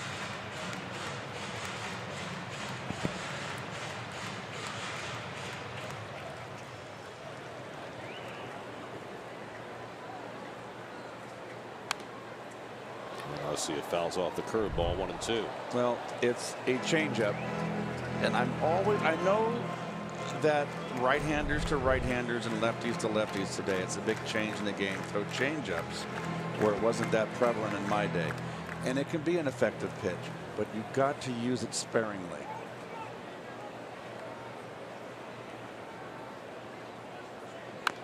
And you've got to keep it away. I just don't agree with changeups inside. I think you're going to get the hitter out in front. You can get hurt middle in on an off-speed pitch. Away, he has more of a chance to roll it over. Well, if you're going to come in, you got to come out of the strike zone. But it's very dangerous because okay, if you got that kind of command, yeah, great. Not everybody has. And I'm not saying that.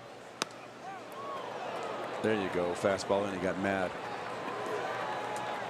I love his competitiveness. I really do.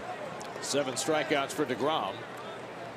7-3 New York as we go to the 7th.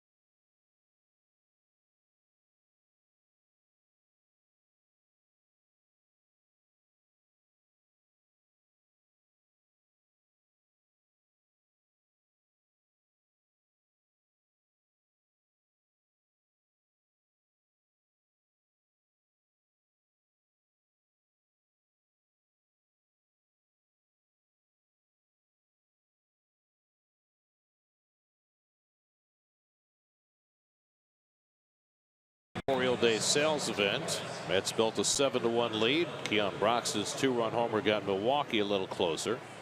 And now we go to the 7th. Jesus Aguilar comes into play first base. Hernan Perez will move from left field to third base, and Eric Thames will go from first base to left field. Travis Shaw out of the game after hurting his finger. He took the turn at bat after that, but now out of the game. Michael Conforto, who's had a big day, leads off in the 7th. Conforto hit a home run in the first inning, walked and scored in the 4th, and then an opposite field 2-run double in the 5th. So he's driven in 3, scored 3. And he hits this one down the left field line. Long run for Thames toward the line. Can't get there. It lands fair. It bounces around to the corner. Conforto turns second. He's going to try for 3. And he makes it safely with a triple. So now Conforto with a home run, a double, and an opposite field triple. He needs another at bat. Well, Thames, a first baseman, just moved to the outfield, and the ball found him. Second career triple for Conforto. He had one last year.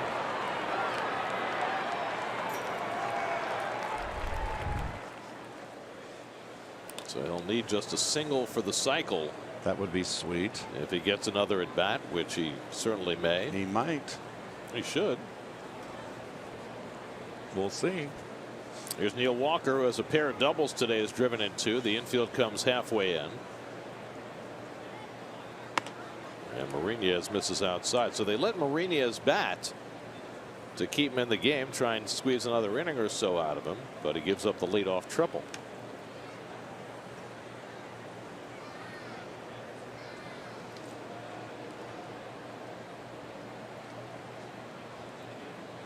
And now Walker bangs one toward the middle. That's a base hit, and that'll bring in Conforto. Walker with his 3rd RBI of the day. What a tremendous series Neil Walker has had in Milwaukee. Mets now have an 8-3 lead. Conforto's 4th run scored to boot. Fastball bleeds out over the plate, and Walker is red hot, and he is out of his early funk.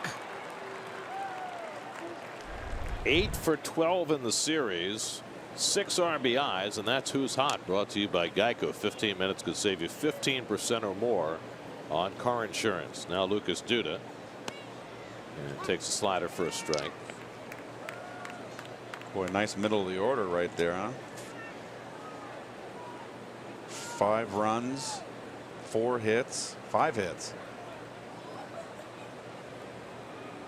A lot of production from 3 and 4 today.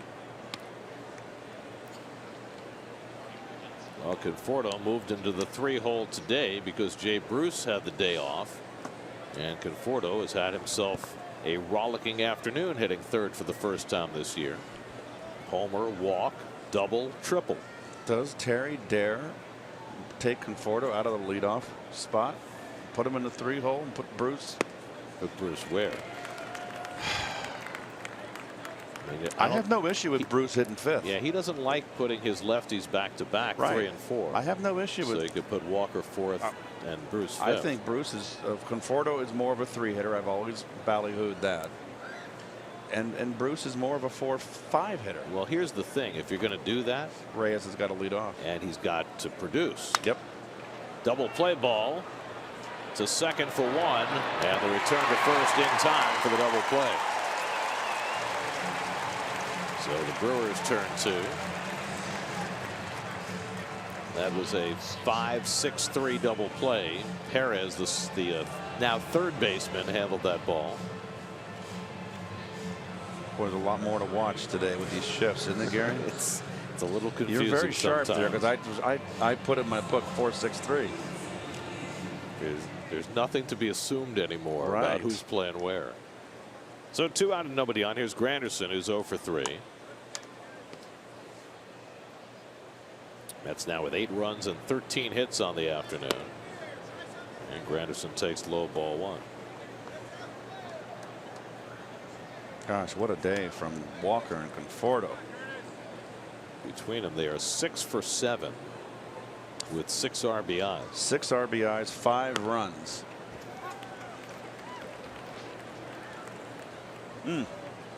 That's what you want from the middle of your order, Gary. Was that Howard Cosell? Yeah, my attempt.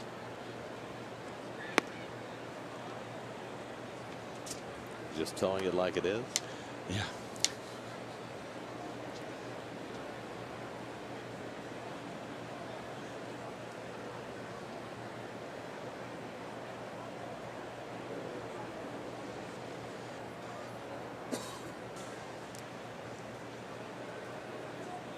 Granderson fouls one off his body. What part of his body? New York Mets baseball is brought to you by Mazda. Driving matters.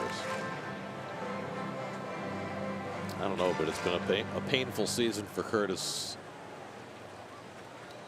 He can't. Figuratively, and just a moment ago, literally.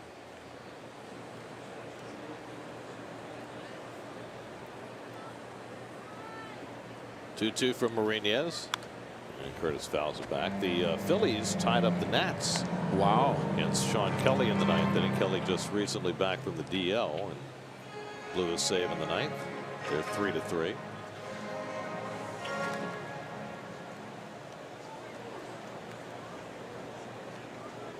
Aaron Altair has another home run today for the Phillies. He is having a phenomenal first month and a half. 2-2.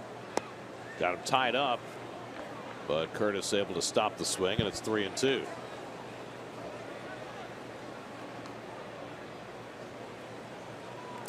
Rene Rivera would be next.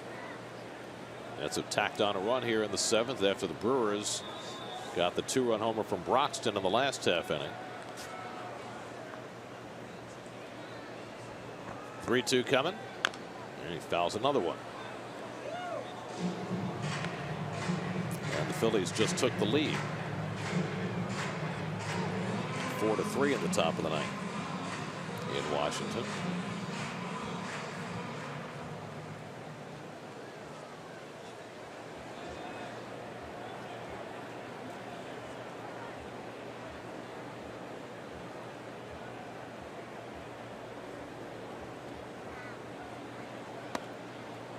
Outside, ball 4. And Granderson's on with a walk. You know who just got the go-ahead hit for the Phillies? Oh, Ty Kelly, the former Met who went to Toronto and then to the Phillies. Just had the go-ahead hit in the ninth. Good for Ty. Get to Citi Field Saturday, May 20th, when the Mets play the Angels at 7:15. The first 15,000 fans in attendance will receive a David Wright starting lineup figurine, courtesy of Wise Snacks. For tickets, visit Mets.com/tickets. So the Mets have a 2-out base runner, and now Rene Rivera, who gave the Mets the lead with a 2-run single in the fourth. 1 for 3 today.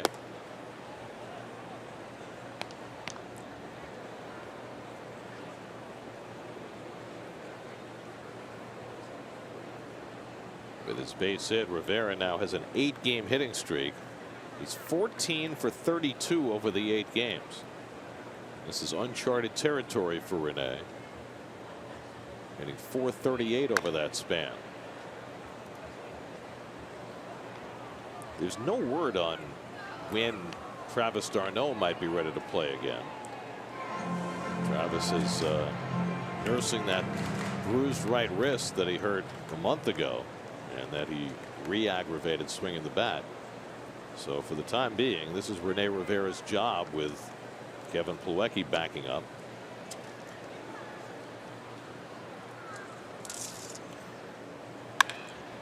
Smacked on the ground to short, and Arcia makes the play to end the inning. Mets get a run. Conforto's triple. Walker brings him in. It's 8-3 Mets. 7th inning stretch.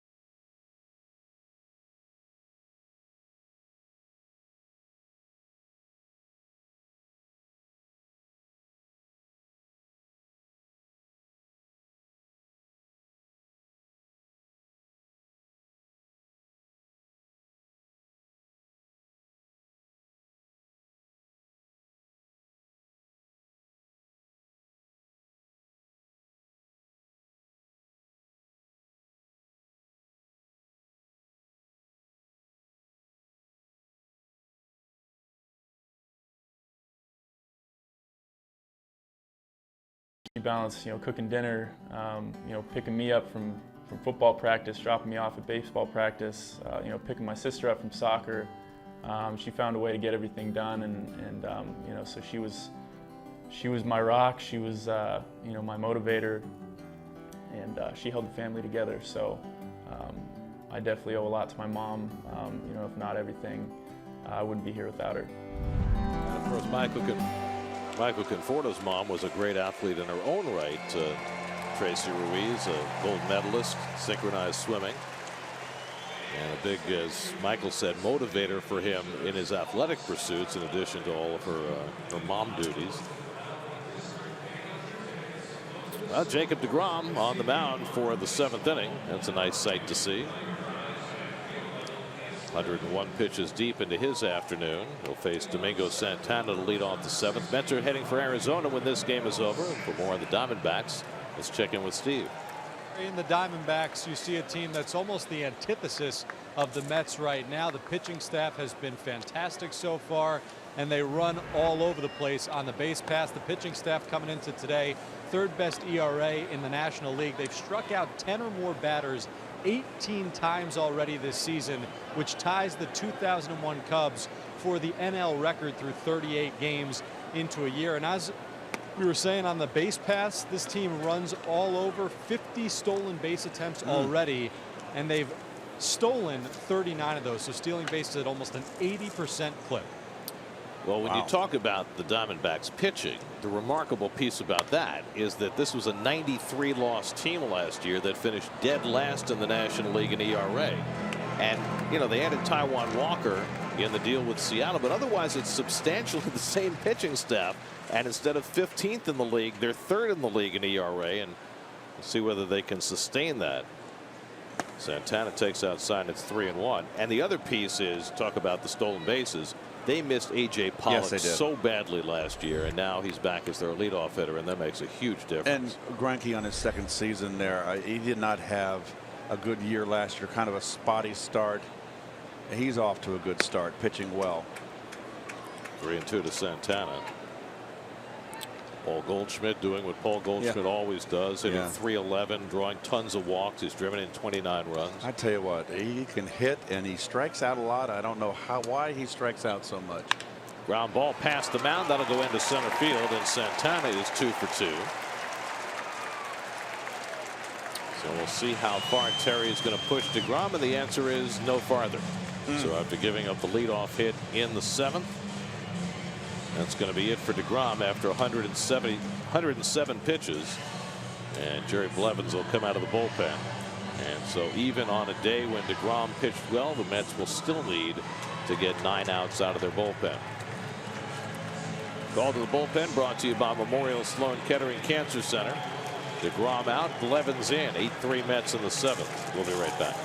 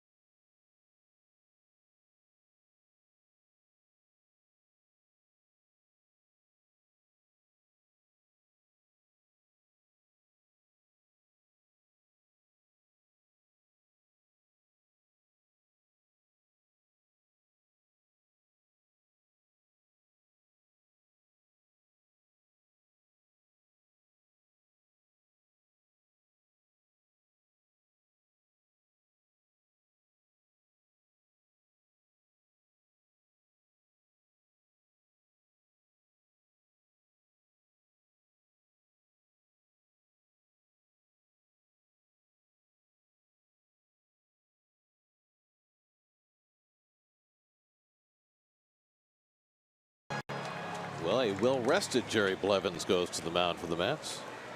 Well, he's been, those numbers do not lie. He has been phenomenal. Lefties and righties. Big sweeping hook. Jonathan Villar turns around about right-handed, takes a fastball for a strike. Villar just a 158 hitter from the right side. Well, Blevins last pitched on Wednesday in the last game of the Giants series. Retired the only batter he faced, so he's had 3 full days off, which is a rarity. He's pitched in more than half the games for the Mets this year. Santana at first and nobody out. 8-3 Mets in the 7th. Villar takes up and in, 1-1. Villar 0 for 2 and a walk today. So DeGrom went 6 innings plus, allowed 8 hits, 3 runs so far, a walk, 7 strikeouts, 1 home run, 107 pitches. Eric Thames waiting on deck.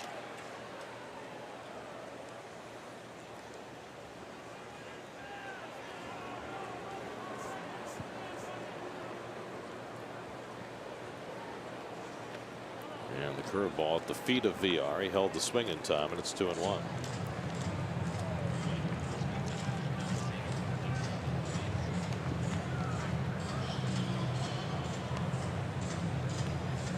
Neftali Feliz, the deposed closer for the Brewers, gets up in the bullpen.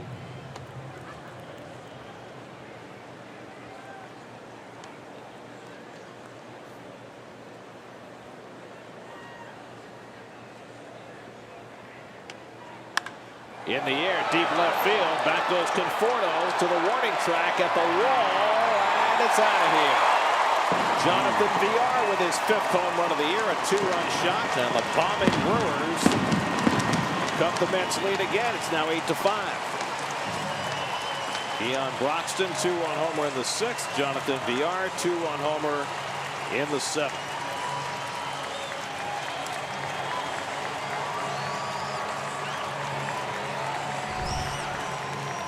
High fastball.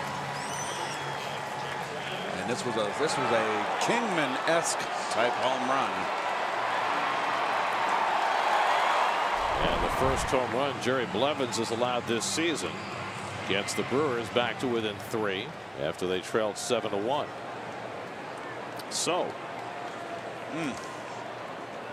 Met pitching a concern again. Eric Thames takes up and in for ball 1. And that closes the book on Mr. DeGrom. Ends up not being a pretty line for Jake. 4 runs, 8 hits over 6 innings plus. He leaves on the long end, but more work to do for the bullpen.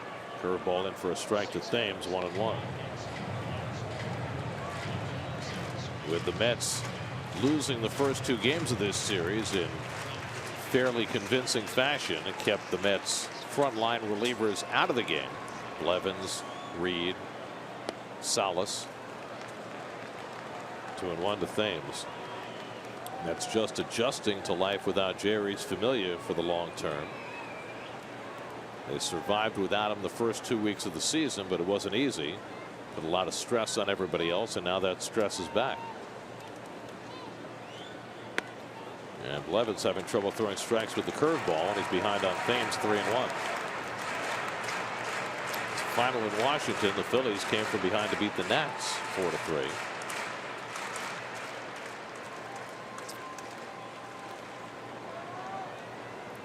It's a nice win for the Phillies. They snap a 3-game losing streak.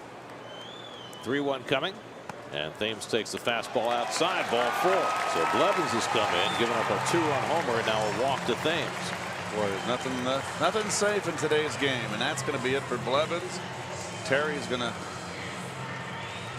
Sedrin headache number 110. They got right-hand hitters coming up: Perez, Aguilar, Pena. So he'll go to the right-hander and bring in Fernando Salas. So Blevins, on a rare occasion when he's had extra rest, a rare occasion when he doesn't get the job done, gives up a home run for the first time this year, and now he'll leave in favor of Salas. Call to the bullpen brought to you by Memorial Sloan Kettering Cancer Center. More science, less fear. We'll be right back to Milwaukee.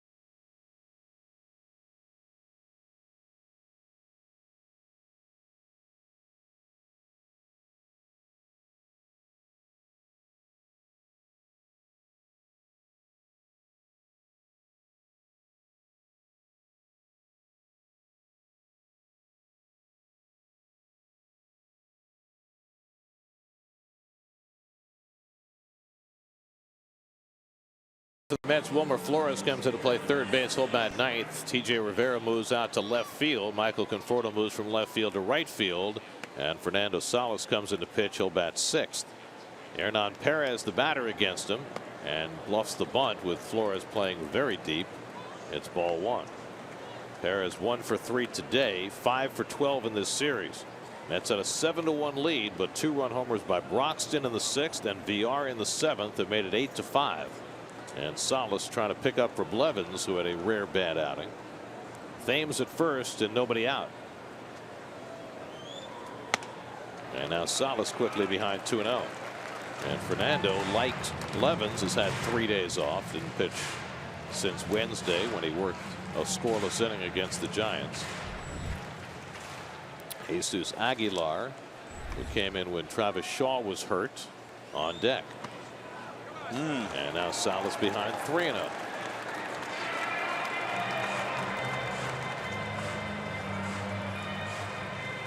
Goodness gracious.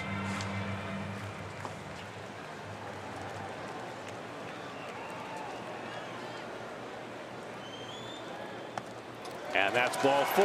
So Salas comes in and throws gasoline on the fire. A 4-pitch walk to Perez. And just like that, the Brewers will get the tying run to the plate here in the 7th. With the big guy, the big Aguilar, who got 2 hits last night. Aguilar came off the bench last night in the 5th. A pinch hit 2-run double. Stayed in the game and had a triple later in the game.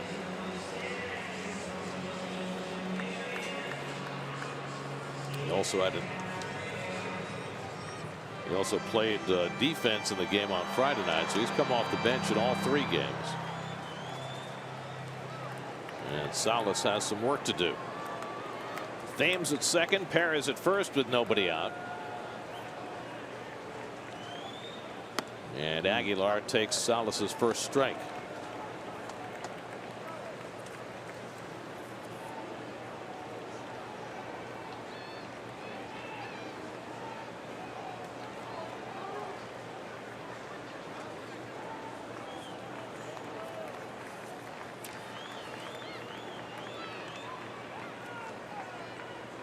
Fouled away.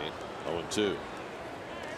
Well, I'll tell you what, Salas, for someone that dialed it up there for 94, he needs to. He'd love to throw that fastball. Tight spot here.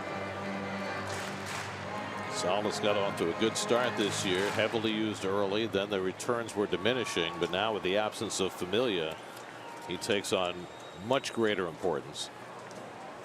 0-2 coming, and he bounces one in there on a changeup. 1-2 to Aguilar.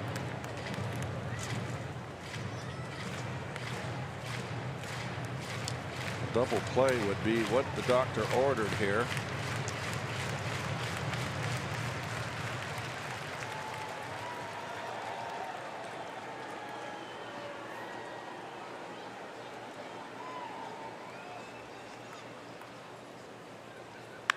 Ripped down the left field line. Foul. This guy's got great swings this entire series.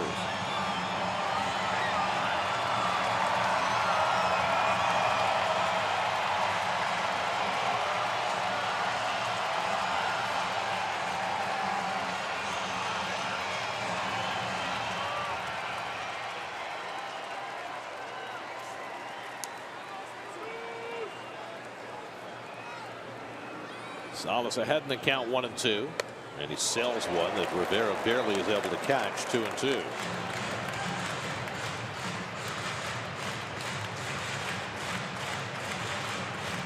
Nothing is coming easily right now.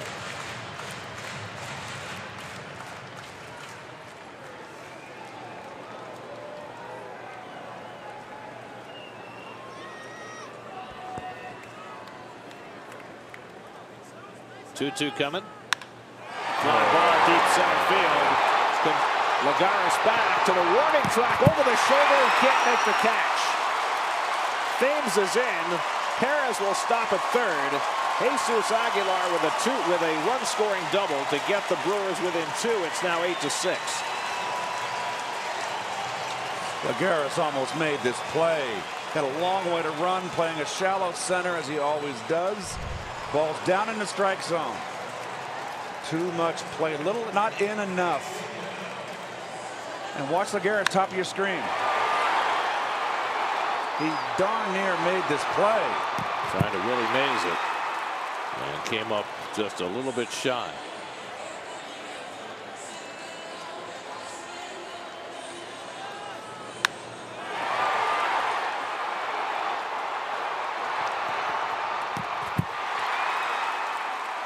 So 3 runs are home in the inning.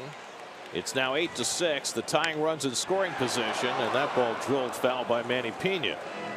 Still nobody out. DeGrom began the inning, gave up the leadoff hit to Santana. Blevins came in. VR hit a 2-run homer, and Thames walked. And now Salas, after walking Perez, gives up the booming double to Aguilar to make it 8-6. A game the Mets once led 7-1.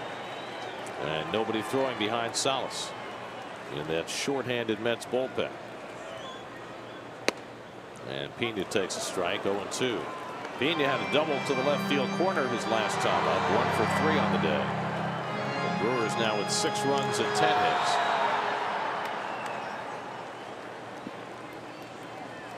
Eric Sogard out on deck to pinch hit. He made his presence felt in his Brewers debut Friday night. 0-2 coming, and Pena pops one up. Rivera hoping for a play. At the corner of the dugout, he can't quite snag it. Got the glove on it, but unable to make the play. Remember, the shadows here now are coming in, the lights, I should say, from that. You can see it right plainly down the right field line, and you're going into the light there. I wonder if it had any effect on him, Gary. I think it was more knowing where the railing was. I think he could have taken another step, but he wasn't sure how much room he had. So Pena gets a life. So that sun streaming in through the first base windows. Perez at third, Aguilar at second. The infield back, they'll concede a run to try and get an out. 5 straight Brewers have reached base to start this inning, and 3 have scored. And Pena taps one back to Salas. The runners hold, and that finally is the first out of the inning. Boy, oh boy, you got to hit the ball the right side. They're conceding a run. You get a run in, and you get the tying run to third base. Alonso Robles, Josh Edgen now up in the Mets bullpen. And let's see, they had Sogard out on deck to pinch hit, but they're going to send up Jet Bandy instead. Bandy, who caught the first 2 games of this series and swung the bat well. Went 3 for 9 with a double and a home run. He'll get the pinch hitting assignment here.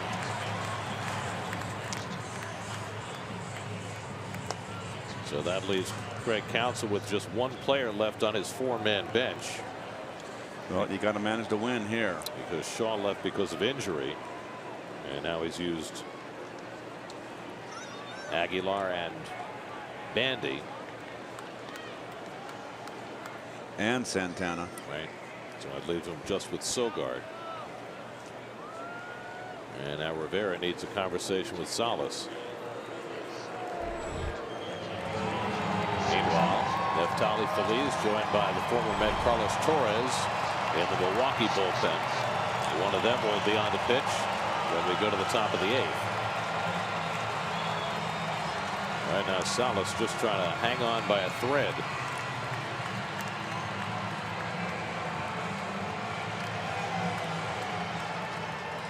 So Bandy is the pinch hitter with the tying runs in scoring position and 1 out. The infield stays back, and Bandy takes the fastball high.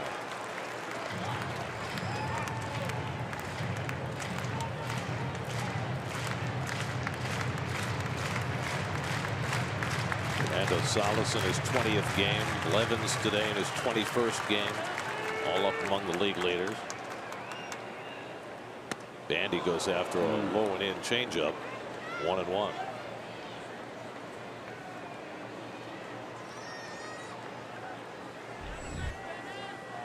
Keon Broxton, who got the comeback started for the Brewers with a 2-run homer in the last inning off DeGrom, is now on deck.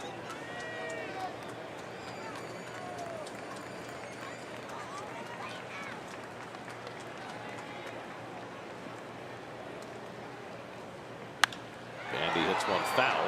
And now Salas ahead in the count 1-2. Need a strikeout.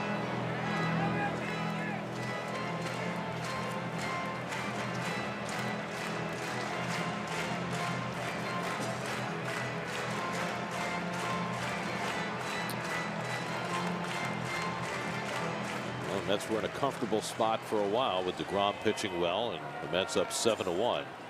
Things have changed in a hurry. Now the 1-2. Fouled away. Bandy able to hang in there.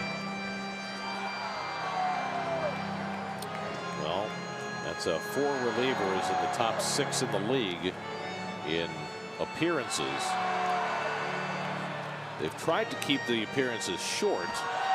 You've got other teams trying to do it a different way these days, use their relievers less often for more innings at a time. But the Mets have tried to mix and match, and that has really built up the appearance level. Bandy strikes out. Good changeup by Salas to get him for the second out. There's a huge out for Fernando Salas. Boy, I'll say 2 big outs. Good changeup. And now he's got to get the final out. Shut the door here. There's the change out in front. Well, the Brewers had 3 runs home in the inning, 2nd and 3rd and nobody out. Salas has retired Pena and Bandy. Now he's got to get Keon Broxton. Broxton hit a 2-run homer off DeGrom in the 6th inning, his 4th of the year. 1 for 3 on the day. This has been a very difficult lineup for Met pitchers to negotiate the entire series. 24 runs now for the Brewers in these 3 games and not done yet. And there's a letter high strike, and it's 1-1 to Broxton.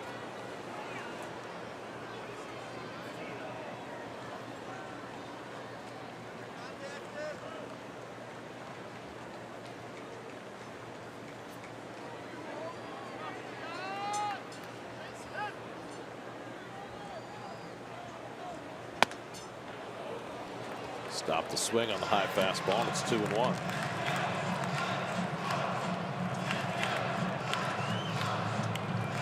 Mets are playing deep on the infield. Broxton has tremendous speed, so need to be wary of that on a slow ground ball. Lagares playing that shallow center. Got burned earlier. On the inside corner, he got the call on the changeup, and it's 2-2. It was a strike. And Broxton bailing out.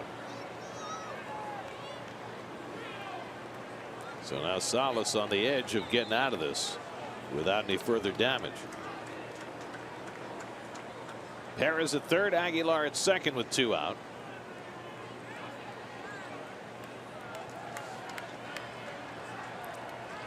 Two coming to Broxton. Struck him out. Nice. There's some strong work by Fernando Salas. After putting himself in a hole, he digs his way out with a comebacker and a pair of strikeouts to strand 2 in scoring position. We go to the 8th. Mets with a sigh of relief, up 8-6.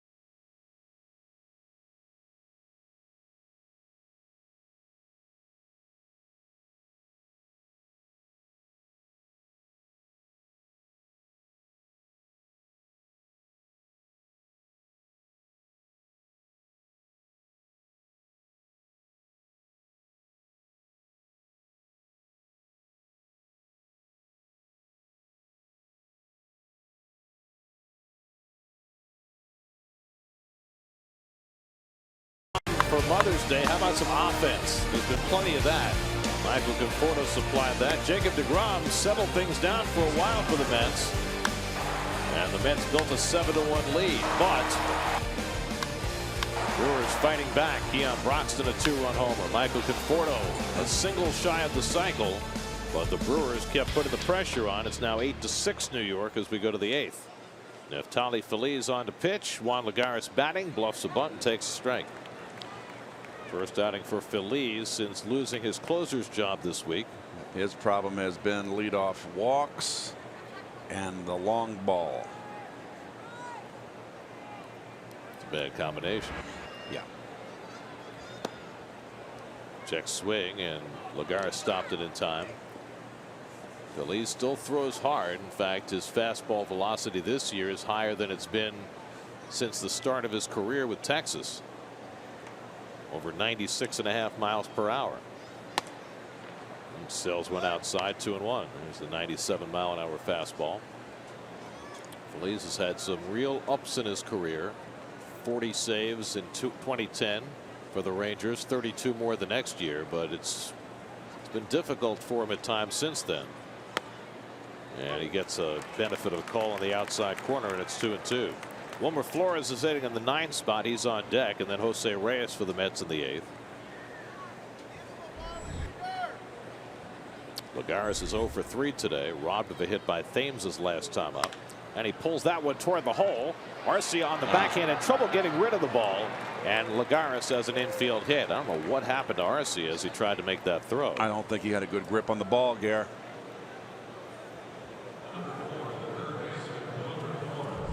We'll see on the exchange here. Or the transfer.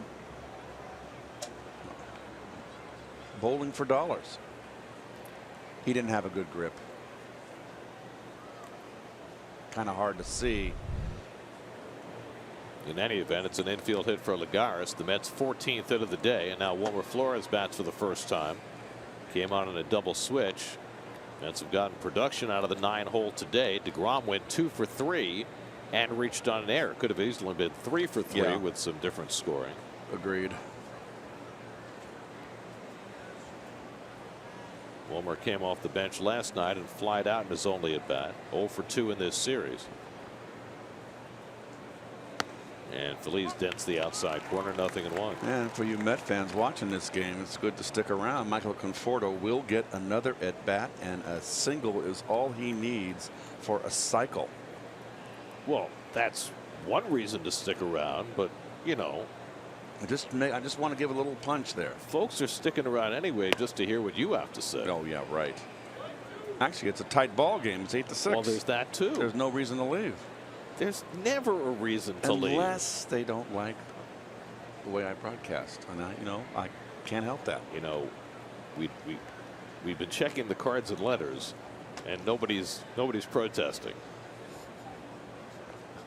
Can't please them all. But you are generally beloved. You do understand that, right? All right. One guy didn't like me, the Daily News. He wrote a letter to the editor. He just ripped me a new one. But that's one person out of your millions of fans. I know. It was an old guy, too. He said he was around back in the days in '62. I think he mistook me for Ronnie. That's drilled to short, and a quick throw by Arcia, and Lagares gets back. Well, after Arcia was unable to make the play on Lagares, he makes a tremendous play to get Flores. This is a big league play here. Nice just layout. Beautiful play. And a throw back to first. Showed that he can throw when he gets a grip on the ball.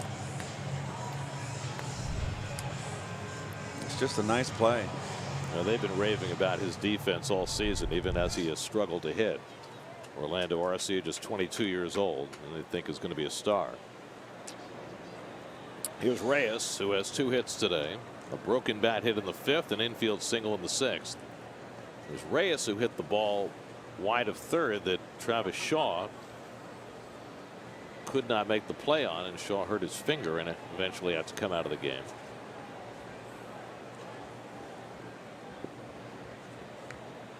And Reyes pops one foul. Out of town scores brought to you by Royal Caribbean. Come seek.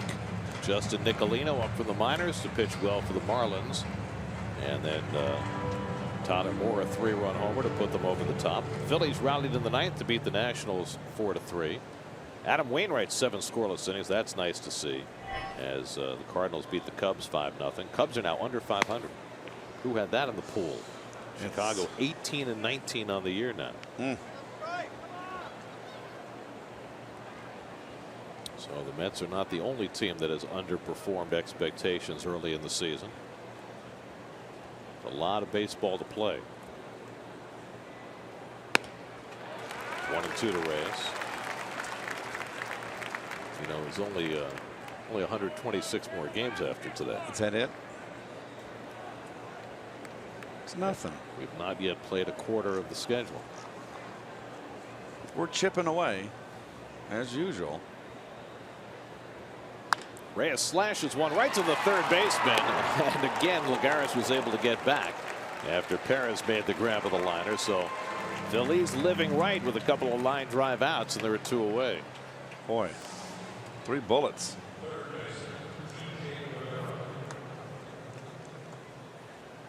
So now TJ Rivera, who began the game at third base and is now playing left field, second straight day that he has gotten some time in the outfield. He had never played the outfield in a big league game before last night. See that sunlight encroaching toward the first base line, coming from those first base windows. And a good slider by Phillies to start off Rivera, 0-1. Now Michael Conforto needs only a single to complete the first Mets cycle since 2012, when Scott Hairston put one together at Coors Field. There have been 10 cycles in Mets history, including one accomplished by the man sitting to my right. Yes, but go ahead, add the caveat to it. It was a 19-inning game. I got it in the first inning.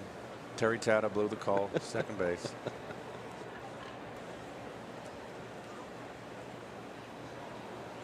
Do you know who had the first cycle in Mets history? Mike Vail?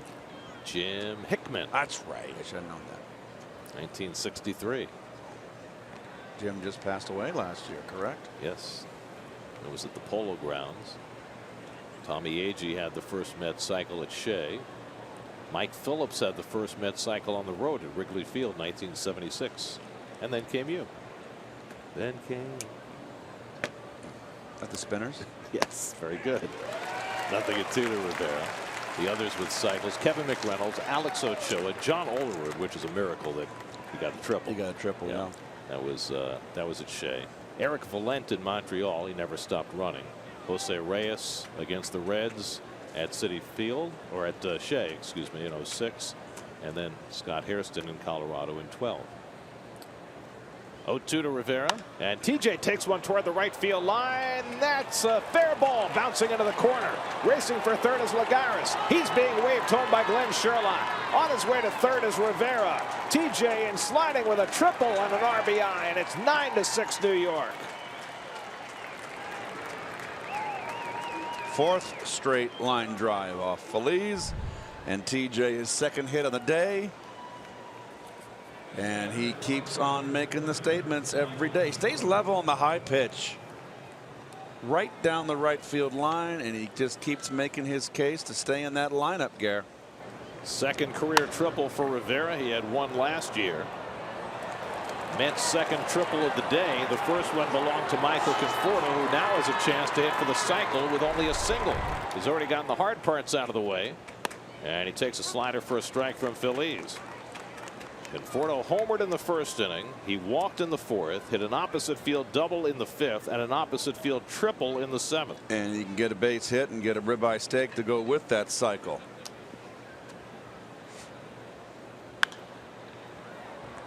And my question is, if he hits one in the gap, does he he stop at first? You got to go. You got to go for 2. Got to play the game right. This game's too close. There'll be many more opportunities for this young man to get a cycle.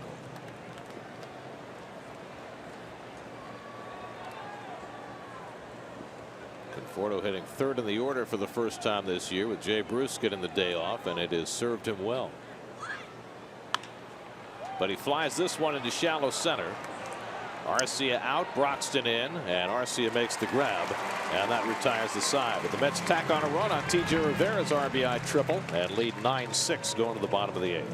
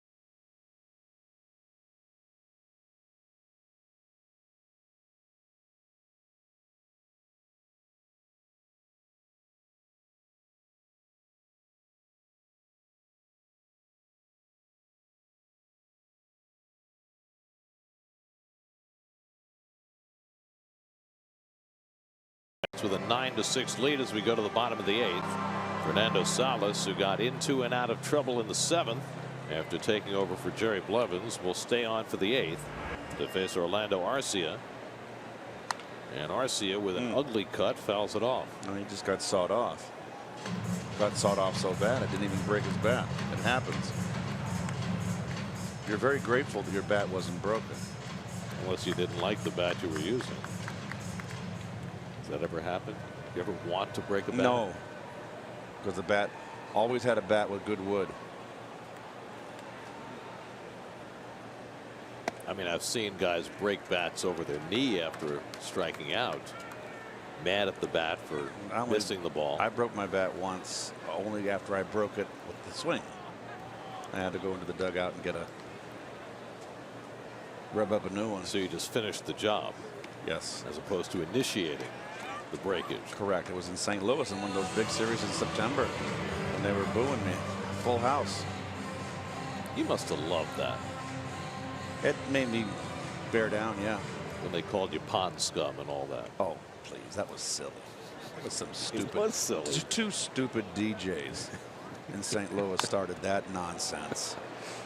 Jeez. You have to admit it was funny, though. Well, I mean, it was perfect Midwestern humor. Pond scum. Going after the big city pond scum. I won't even say.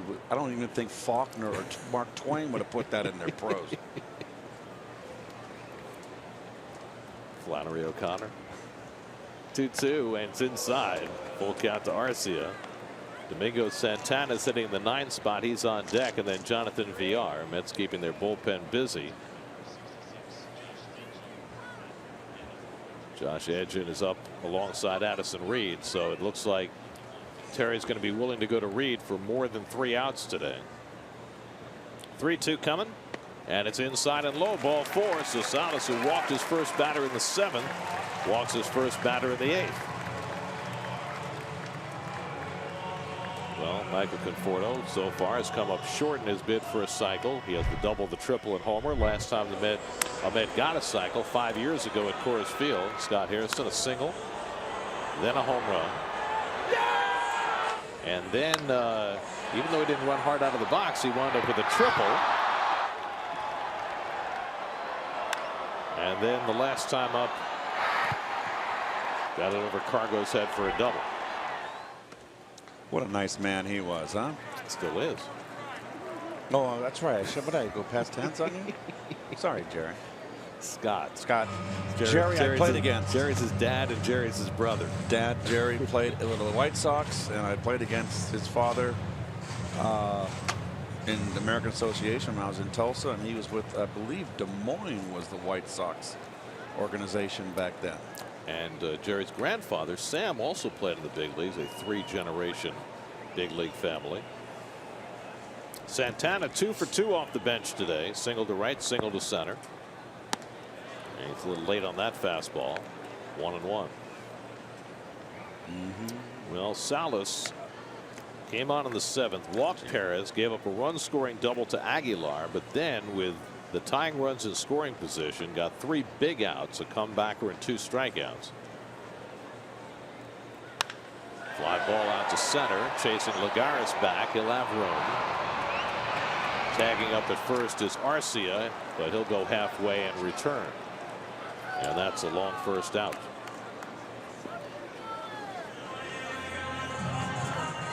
New York Mets baseball is brought to you by Northwell Health. Look north.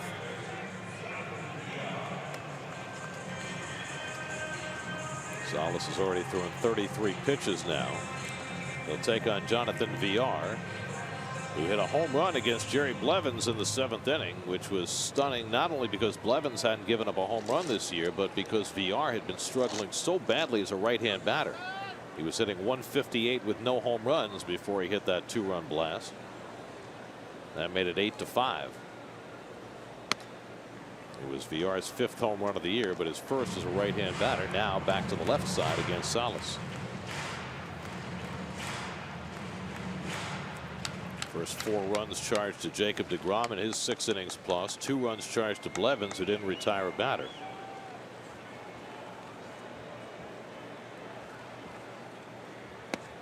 And a half swing, strike. 1-1.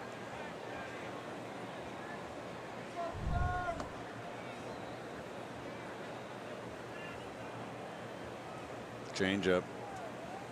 The sun is just starting to encroach on the batter's box, coming in from those first base windows. So I would imagine in another few minutes there'll be hitter in sunshine, pitcher in shadow. And that's always advantage pitcher. I mean, usually it's the other way around, right? You get late afternoon shadows and you get the hitter in shadow and the pitcher in sunlight. So this will be the reverse. And that just missed. Whoa, come on, Phil. Well, Phil Cuzzy's had a tight strike zone all day. And Rene Rivera discussing it with Phil. It's a strike, he's saying, Phil. Let's go. Wake up. I know it's been over 3 hours, but you're getting paid.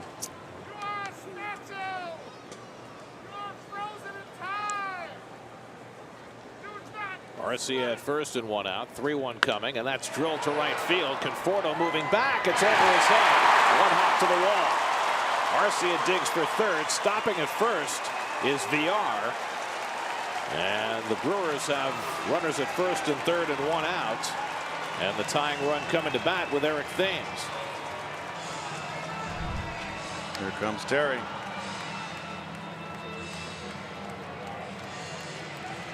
I don't know why Villar did not get to second base. This is nicely played off the wall by, you got to hesitate there. Good base running by the lead runner, Arcia.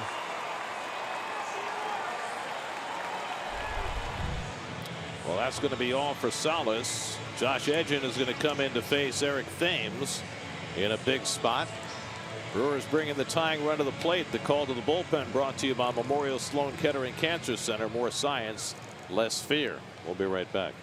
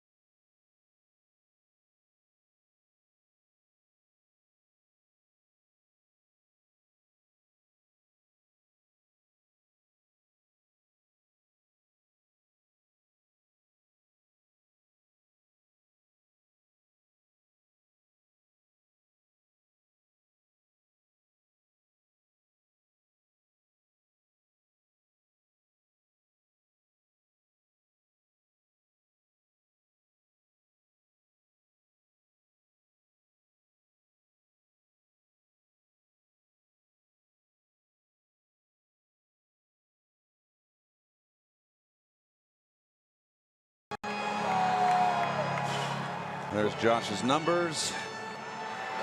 He's been used sparingly, I think wisely by Terry. I like his inherited runners stranded. He needs to do it here. Running to face Thames, who has crushed left-handed pitching so far this year, and he takes the breaking ball outside for ball 1. Thames 31 at bats against lefties, hitting .387 with 5 home runs. So he hasn't given up anything against left-handers. To the contrary, he's been even better against them than against the righties. Keep it away. Home run ties the game. Keep it in the ball yard. Arcia at third, VR at first with 1 out. And another slider well out of the strike zone, and edging behind 2-0. Can you see the ball, Gary? I cannot see the ball with that glare. You know, it's hard because it's coming out of the shadow into the sunlight, and I would imagine it's got to be hard for the hitter right now as well. That odd sunlight pattern with that sun coming through the windows. And sure enough, Edgen throws a fastball right by him, 2-1, and that might be the strategy here. Just keep the ball away. This guy is, I've seen him. He likes to pull and down in the strike zone. 1 for 9 in the series, and he is hit by the pitch, and that loads the bases. Wow. Boy, oh boy. Well, it's going to be the only batter that Edgen faces, and I think we're going to see Addison Reed to try and get 5 outs. Oh my. He's got that big elbow pad on, but served him well.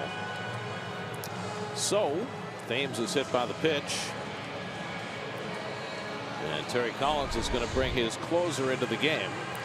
Addison Reed rechristened as the closer with the injury to J. Reed's Familia, and he's going to be asked to get 5 outs.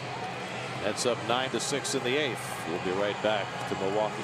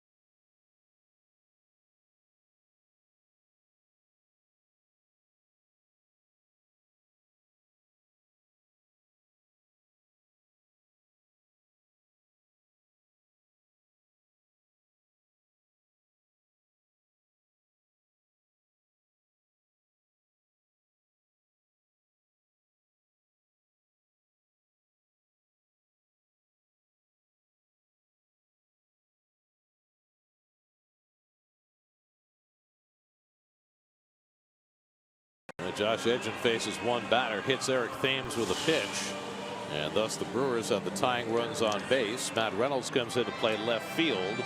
He'll bat 6th in the order where the pitcher had been. Addison Reed goes in the 2-hole as Terry Collins asks Reed to get the final 5 outs.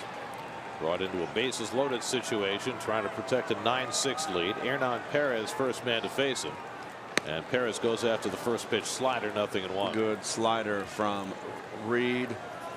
Terry playing the win here, kind of compromised his defense a little bit, but he already had in left field with TJ out there. And that was an important first pitch by Reed, the pitch that Hansel Robles could not make last night. Threw a first pitch fastball in a bases loaded situation and paid for it. Reed starts Perez off with a couple of sliders, and it's 1-1.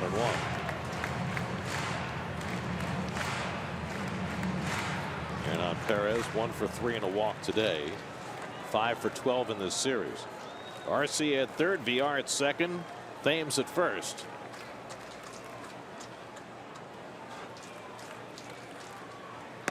And Perez takes a strike on the outside. And it's 1-2. Good strike.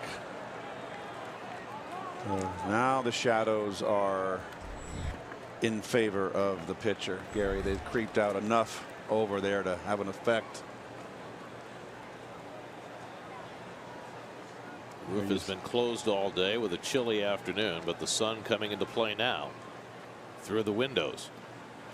1-2 coming to Perez, and he fouls it away. That's on their 5th pitcher of the afternoon. Jacob DeGrom was terrific through 5, but gave up the 2-run homer in the 6th. Faced one batter in the 7th before he came out. But Blevins, Salas, and Edgin have all had their struggles. And now Reed trying to pick them all up in his first game back as the Mets closer, which is right where he started the season. 1-2. And Good again, cut. Perez able to foul it off. I like this kid, Perez. I like the way he swings the bat.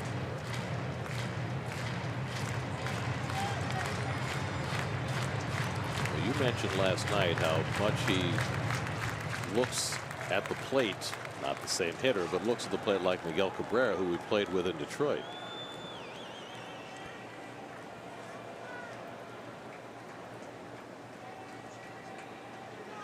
Here's the 1-2. Hit hard, base hit. Arcia's in, trying to score VR. The throw to the plate by Conforto, not in time. It's 9-8. Hernan Perez drives in a pair. And this is now a 1-run game that the Mets once led 7-1. That is just a beautiful at bat by the youngster. That is going with 2 strikes. Reed wanted to come in, didn't get in enough. Strong throw from Conforto. Hits the cutoff man so the runners can't advance. That's so crucial.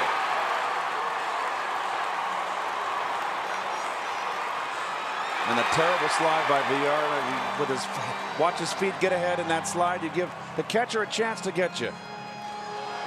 But he's in quick enough. I never liked that slide. Beltran had that slide all the time. So a 2-run single for Hernan Perez gets the Brewers within a run. Thames the tying run at second. Perez at first. Jesus Aguilar the batter. And he takes the slider outside for ball 1. Aguilar came in after Travis Shaw got hurt. Hit a booming double over Lagares' head in center field to drive in a run in the 7th.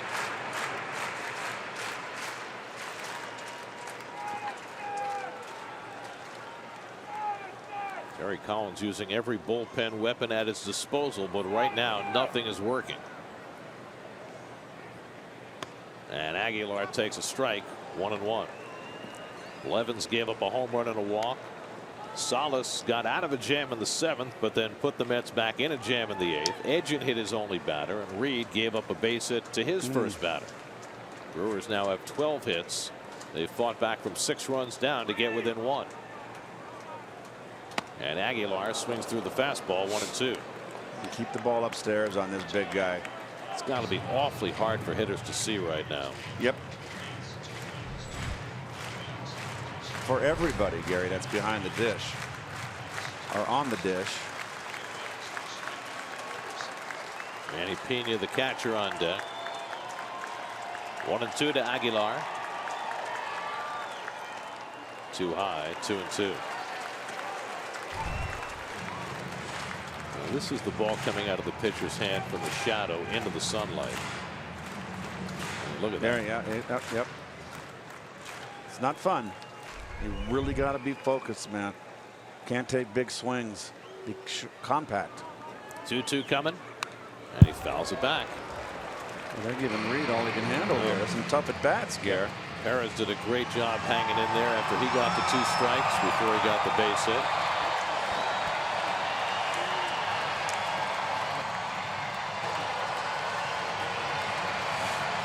They are really battling with 2 strikes, this Brewer lineup. As they've played in these conditions here before with this particular sunlight pattern during day games. 2-2 coming. Struck him out. Yep. There's a big strikeout for Reed. as he gets Aguilar with the fastball for the second out. Well, that's upstairs fastball. Aguilar, another one of these low ball hitters. You have a hard time handling the heat upstairs. He's late. So now 2 out and 2 on. And here is Pena, who's 1 for 4 today. Had a double back in the 6th. Slider bat speed. His double was on an off-speed pitch from DeGrom. Pound his paddle in.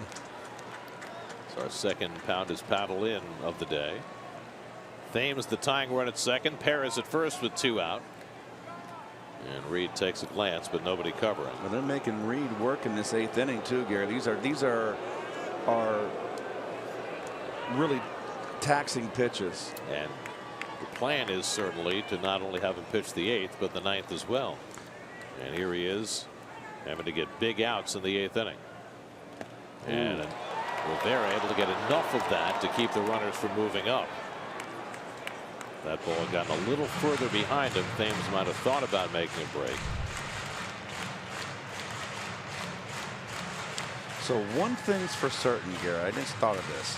It's better to have the pitcher pitch out of the shadow into the light than in the light into a shadow. You follow me? Yeah, because you'd rather hit a light ball than a dark ball. No, correct. I thought it was pretty brilliant analysis. It's profound.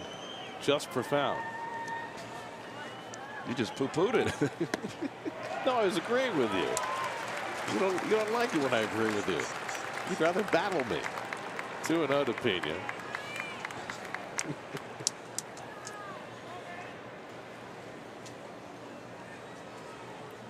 The pitcher spot is due up next. Eric Sogard, the last man on Craig Counsell's bench, is out on deck. Now Reed behind on Pena, 2-0. And another look at Thames, and again, nobody even close to going over the cover. With Walker and Reyes staying put at their positions. That's just to keep him not from that big lead. A base hit ties the ball game, Gary. Extra base hit could give the Brewers the lead.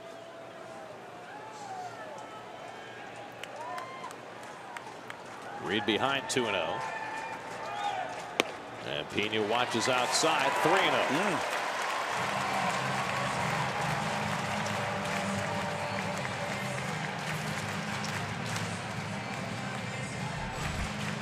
Sogard on deck to pinch hit if Pena keeps the inning going.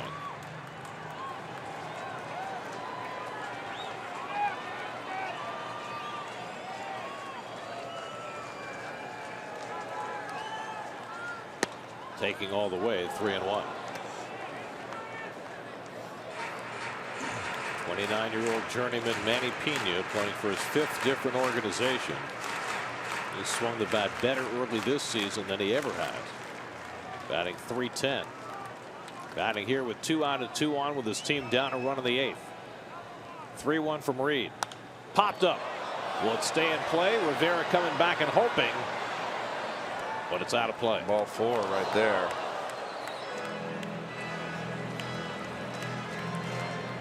Reed's got a good fastball. He's humping up here. He knows this is the big inning right here. He's got to get the Mets out of this inning. Well, if he can get through this, then he'll have the lower part of the order coming up in the 9th. So now the runners get set to go. Thames and Perez with 3 and 2 and 2 out.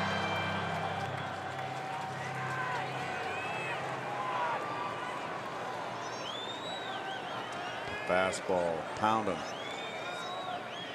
3-2. And he reaches for it and keeps the at bat alive. Another batter up here battling with 2 strikes.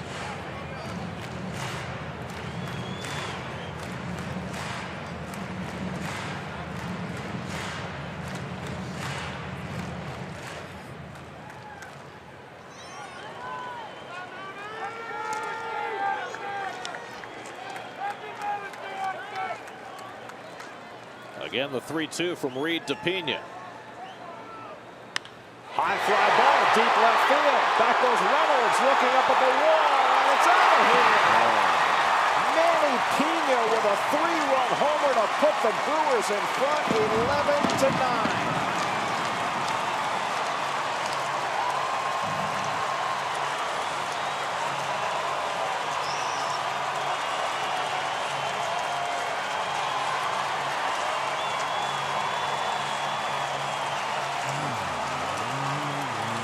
Manny Piña's second home run of the season. And the Mets bullpen has completely melted down. A 6-run lead has gone by the wayside, and Milwaukee leads 11-9. Slider and a hanger. Surprised at the call here.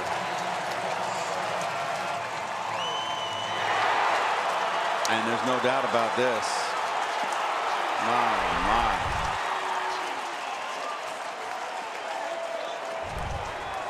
3-2 count, runners are running, and they're going to be excited.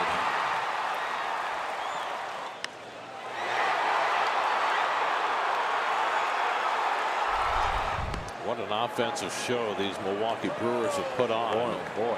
In these 3 games. 7 runs Friday night, 11 runs last night, and 11 more tonight. A game they trailed 7-1. They now lead. Eric Sogard slaps one. Flores has it and makes the throw to end the inning, but a very damaging one for the Mets. The Brewers score 5 runs. Manny Piña, the catcher, with a 3-run homer to put the Brewers in front. After Perez got him close with a 2-run hit, Piña emphatically puts Milwaukee on top. Mets get their last chance in the 9th, trailing 11-9.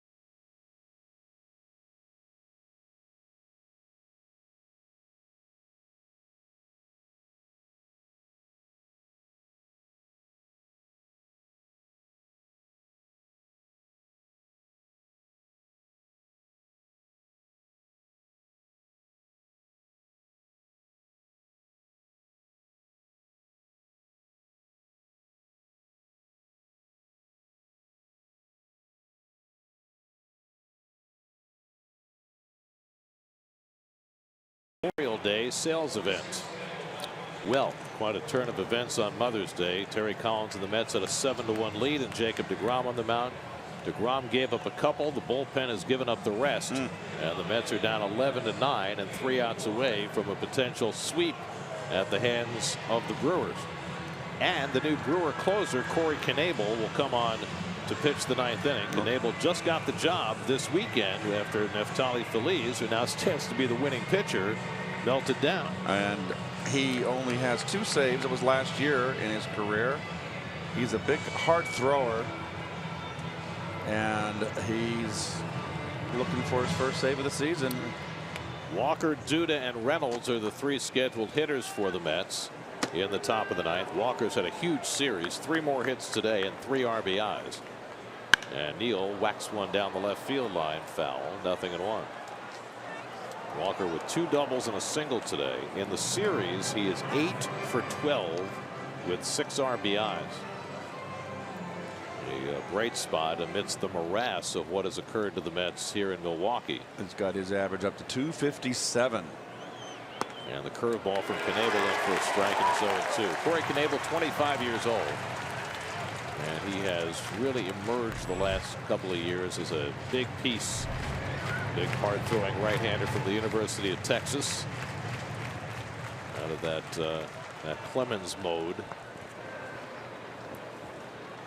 0-2 coming to Walker. And Neal pops one foul. Over comes Perez toward the tarp, and he'll have room. And over comes Arcia to take it away from him at the last moment. Good Lord. Well, it worked out for the Brewers. I don't know what Arcia had in mind, because Perez was about to catch it, and Arcia came over at the last moment and flipped it off his head. I wasn't so sure Perez had this. It's creeping back. Oh, he may not have, Garrett, but I think Arcia was heads up there taking that ball. Well, he had the better angle to begin with. Yes, he did. And Terry Collins is coming out, and I'm not sure what he wants to talk about.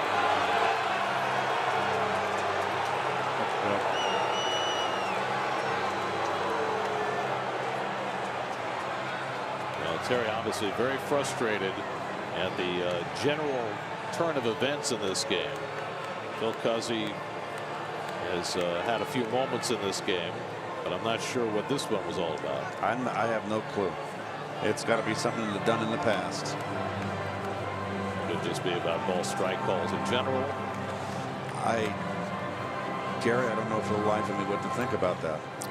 Well, meanwhile, the Mets have just 2 more outs to play with. Keep in mind, Jay Bruce and Asdrubal Cabrera are both in the dugout today, available to pinch hit. Matt Reynolds is out on deck. We'll see how the Mets play it here. Lucas Duda at the plate. The Mets need a base runner for anything to click. Down by 2 runs in the 9th. Duda 1 for 4 today, and Lucas takes a curveball for a strike. Well, now both pitcher and hitter are in sunlight. Yep. Got a few shadows in between, but substantially both in the sun.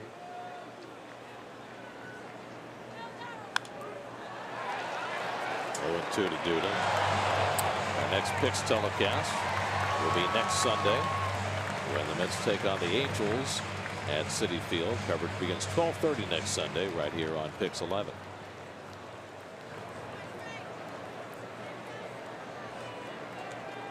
Oh, 2 to Duda, and Lucas gets tied up on the curveball, but he stopped the swing. 1-2. Well, the big Brewer comeback got Willie Peralta off the hook. He gave up 7 runs over 4 1/3. It's got a run apiece against Jan Marinez and Neftali Feliz, but not enough. And Duda grounds one down to first. Bobbled by Aguilar, but he recovers in time. 2 out. I remember back in 2008 when the Mets were in the midst of that second straight collapse, and their bullpen just couldn't get anybody out. We used to talk about how the Mets had to outscore their own bullpen. Yes. We're in that same kind of mode right now. The starters aren't getting particularly deep into games. DeGrom went out there for the 7th today, but didn't get out in the 7th, which is a continuing trend for the starters. And then the bullpen just didn't have it. Even their top line guys, who were all well rested, Levens and Salas and Reed, all struggled. So the Mets are down to their final out. Matt Reynolds will take the turn at bat. So with Cabrera and Bruce both available in the dugout, it's Reynolds taking what could be the final at bat of the day. And a very pull infield defense.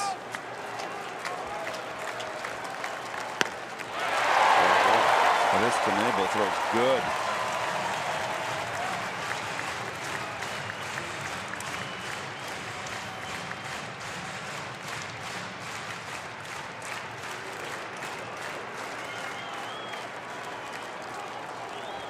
One and one to Reynolds. And he flies one foul, and now the Mets are down to their last strike.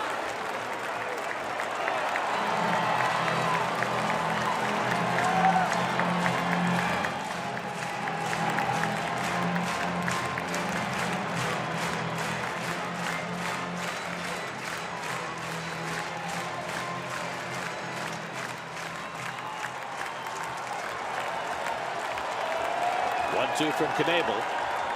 And it's upstairs to Reynolds. Oh, he's throwing hard. Think he wants to close this game? I think he wants to close for the rest of his life.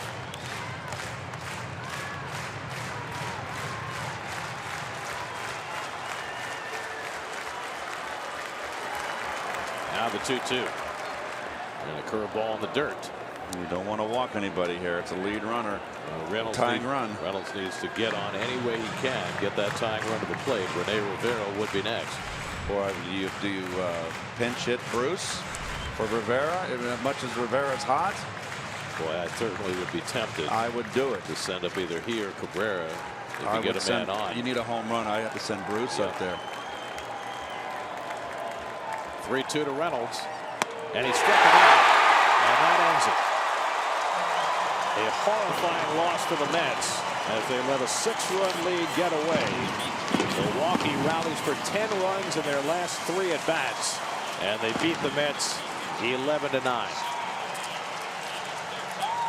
Well, geez, Gary, this is a heartbreak. I tell you, it's a tough one. They're going to have to pick themselves up. They got almost a 3-hour flight to Phoenix against a very good Arizona Diamondback team that's playing very well. But this is a team that was up 7-1, Gary, in the 6th inning and saw this crumble. It's a very, very tough loss. The bullpen again. Starters unable to go deep into the game. DeGrom. And you can see it by the expression in Conforto's face right there. I've been on the dugout like that. It's a tough one. Mets got big offensive games from Conforto and Walker. T.J. Rivera had an RBI triple. Mets appeared to be home free with DeGrom pitching. But DeGrom gave up a 2-run homer in the 6th. And then the Brewers kept fighting from there against the Mets bullpen.